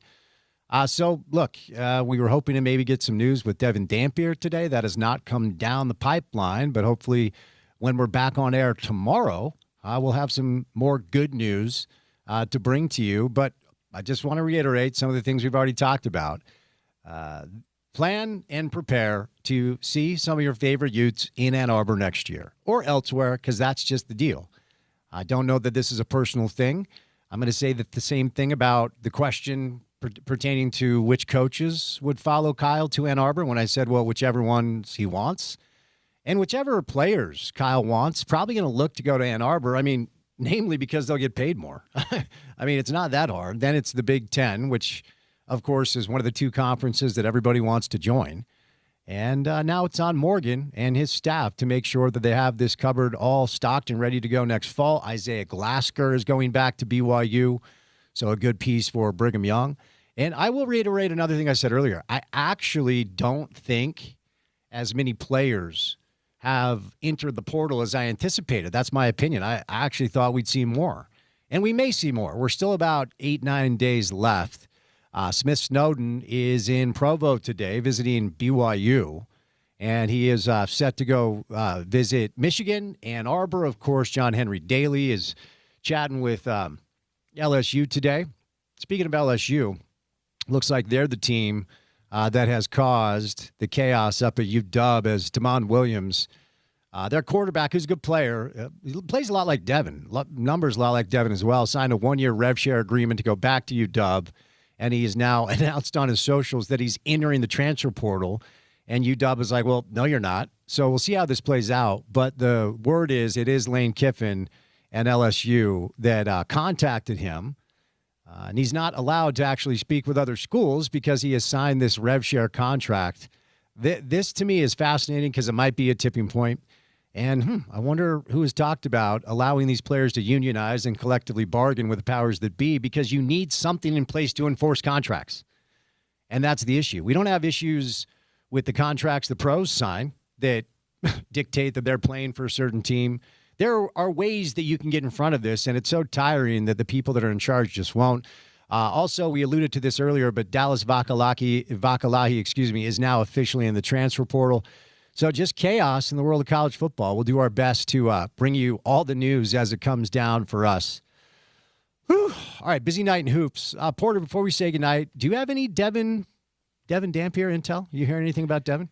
Not really. I mean, like you, I have gathered that folks are confident that he is set to return, right? We saw him post Las Vegas Bowl, hold up the Ute sign and say he loves the color red. But he also was very careful to not finalize anything publicly. So my thought is that Devin and Bert Ficklin and the guys that we're waiting on are probably waiting on their agents to do their business to get their lot to where they believe it should be according to the market share. And I do expect those guys to be at Utah next year, at least as of this moment. But as you've alluded to, and as we know in college football, you never know who comes knocking at that door and how much money they may be offering you. And, not enforcing anything that has been put in place, right? It's just the Wild West in college football right now, and that's how we operate. But if you ask me as a betting man, I think Devin Dampier is the starting quarterback for Utah next year, and I do think he'll be back in red. I think Bert Ficklin as well, but again, it's college football, and right now it is chaos, and unfortunately, fans and folks who want to be right in the know are kind of at the mercy of the state of the sport at the moment. This is true. So anything that comes down, we'll bring to you. In case you missed it, the Utah Mammoth and the Colorado Avalanche will play at Rice-Eccles Stadium in 2027 for the Winter Classic. So really cool announcement. Shout out to anybody who was involved to get that done. All right, Porter, before we get out of here, what comes our way on a Thursday edition of the radio show? On a Thursday edition of The Drive, we'll chat with our guy Dave McMiniman, a little NBA action, NBA Daily Assist getting back going here in the new year. Amy Donaldson will stop by, always a voice of reason for us. We've got a 5:30 out, a little early for the college football playoff semifinals. And then we'll talk some Utes outside of that. Possibly our friend Sammy Mora, possibly our friend Taylor Randall. I don't know. There is a chance that Taylor Randall will join us either tomorrow or Friday in studio for an hour. I will keep you in the loop. We've said it publicly, so now I'm going to hold him to it. Yep. And you. Yeah, if you want to follow up, feel free. But we're trying to make that happen. Taylor said he would stop by after the PE deal, so see if we can get that done. All right, special thank you today to Craig Bowlerjack, Chris Comrani, Sam Bruckhouse, and Andrea Urban. If you missed any of the sound from the show today, go to the website. It's ESPN700sports.com. Download our mobile app. Take us on the go. Very convenient. That ESPN 700 app is available in the App Store and the Google Play Store. Then for what we do in our space every afternoon for 4 hours, check out the podcast page. It is called The Drive with Spence Checketts. We're wherever you get your shows. Subscribe, rate, review, say nice things in the comments. Give us all the stars. It helps. He's Porter. I'm Spence saying goodnight. Have a great Wednesday evening with a lot of college and pro basketball. And we'll talk to you on a jam-packed Thursday drive. And as always, you can catch that right here on ESPN 7.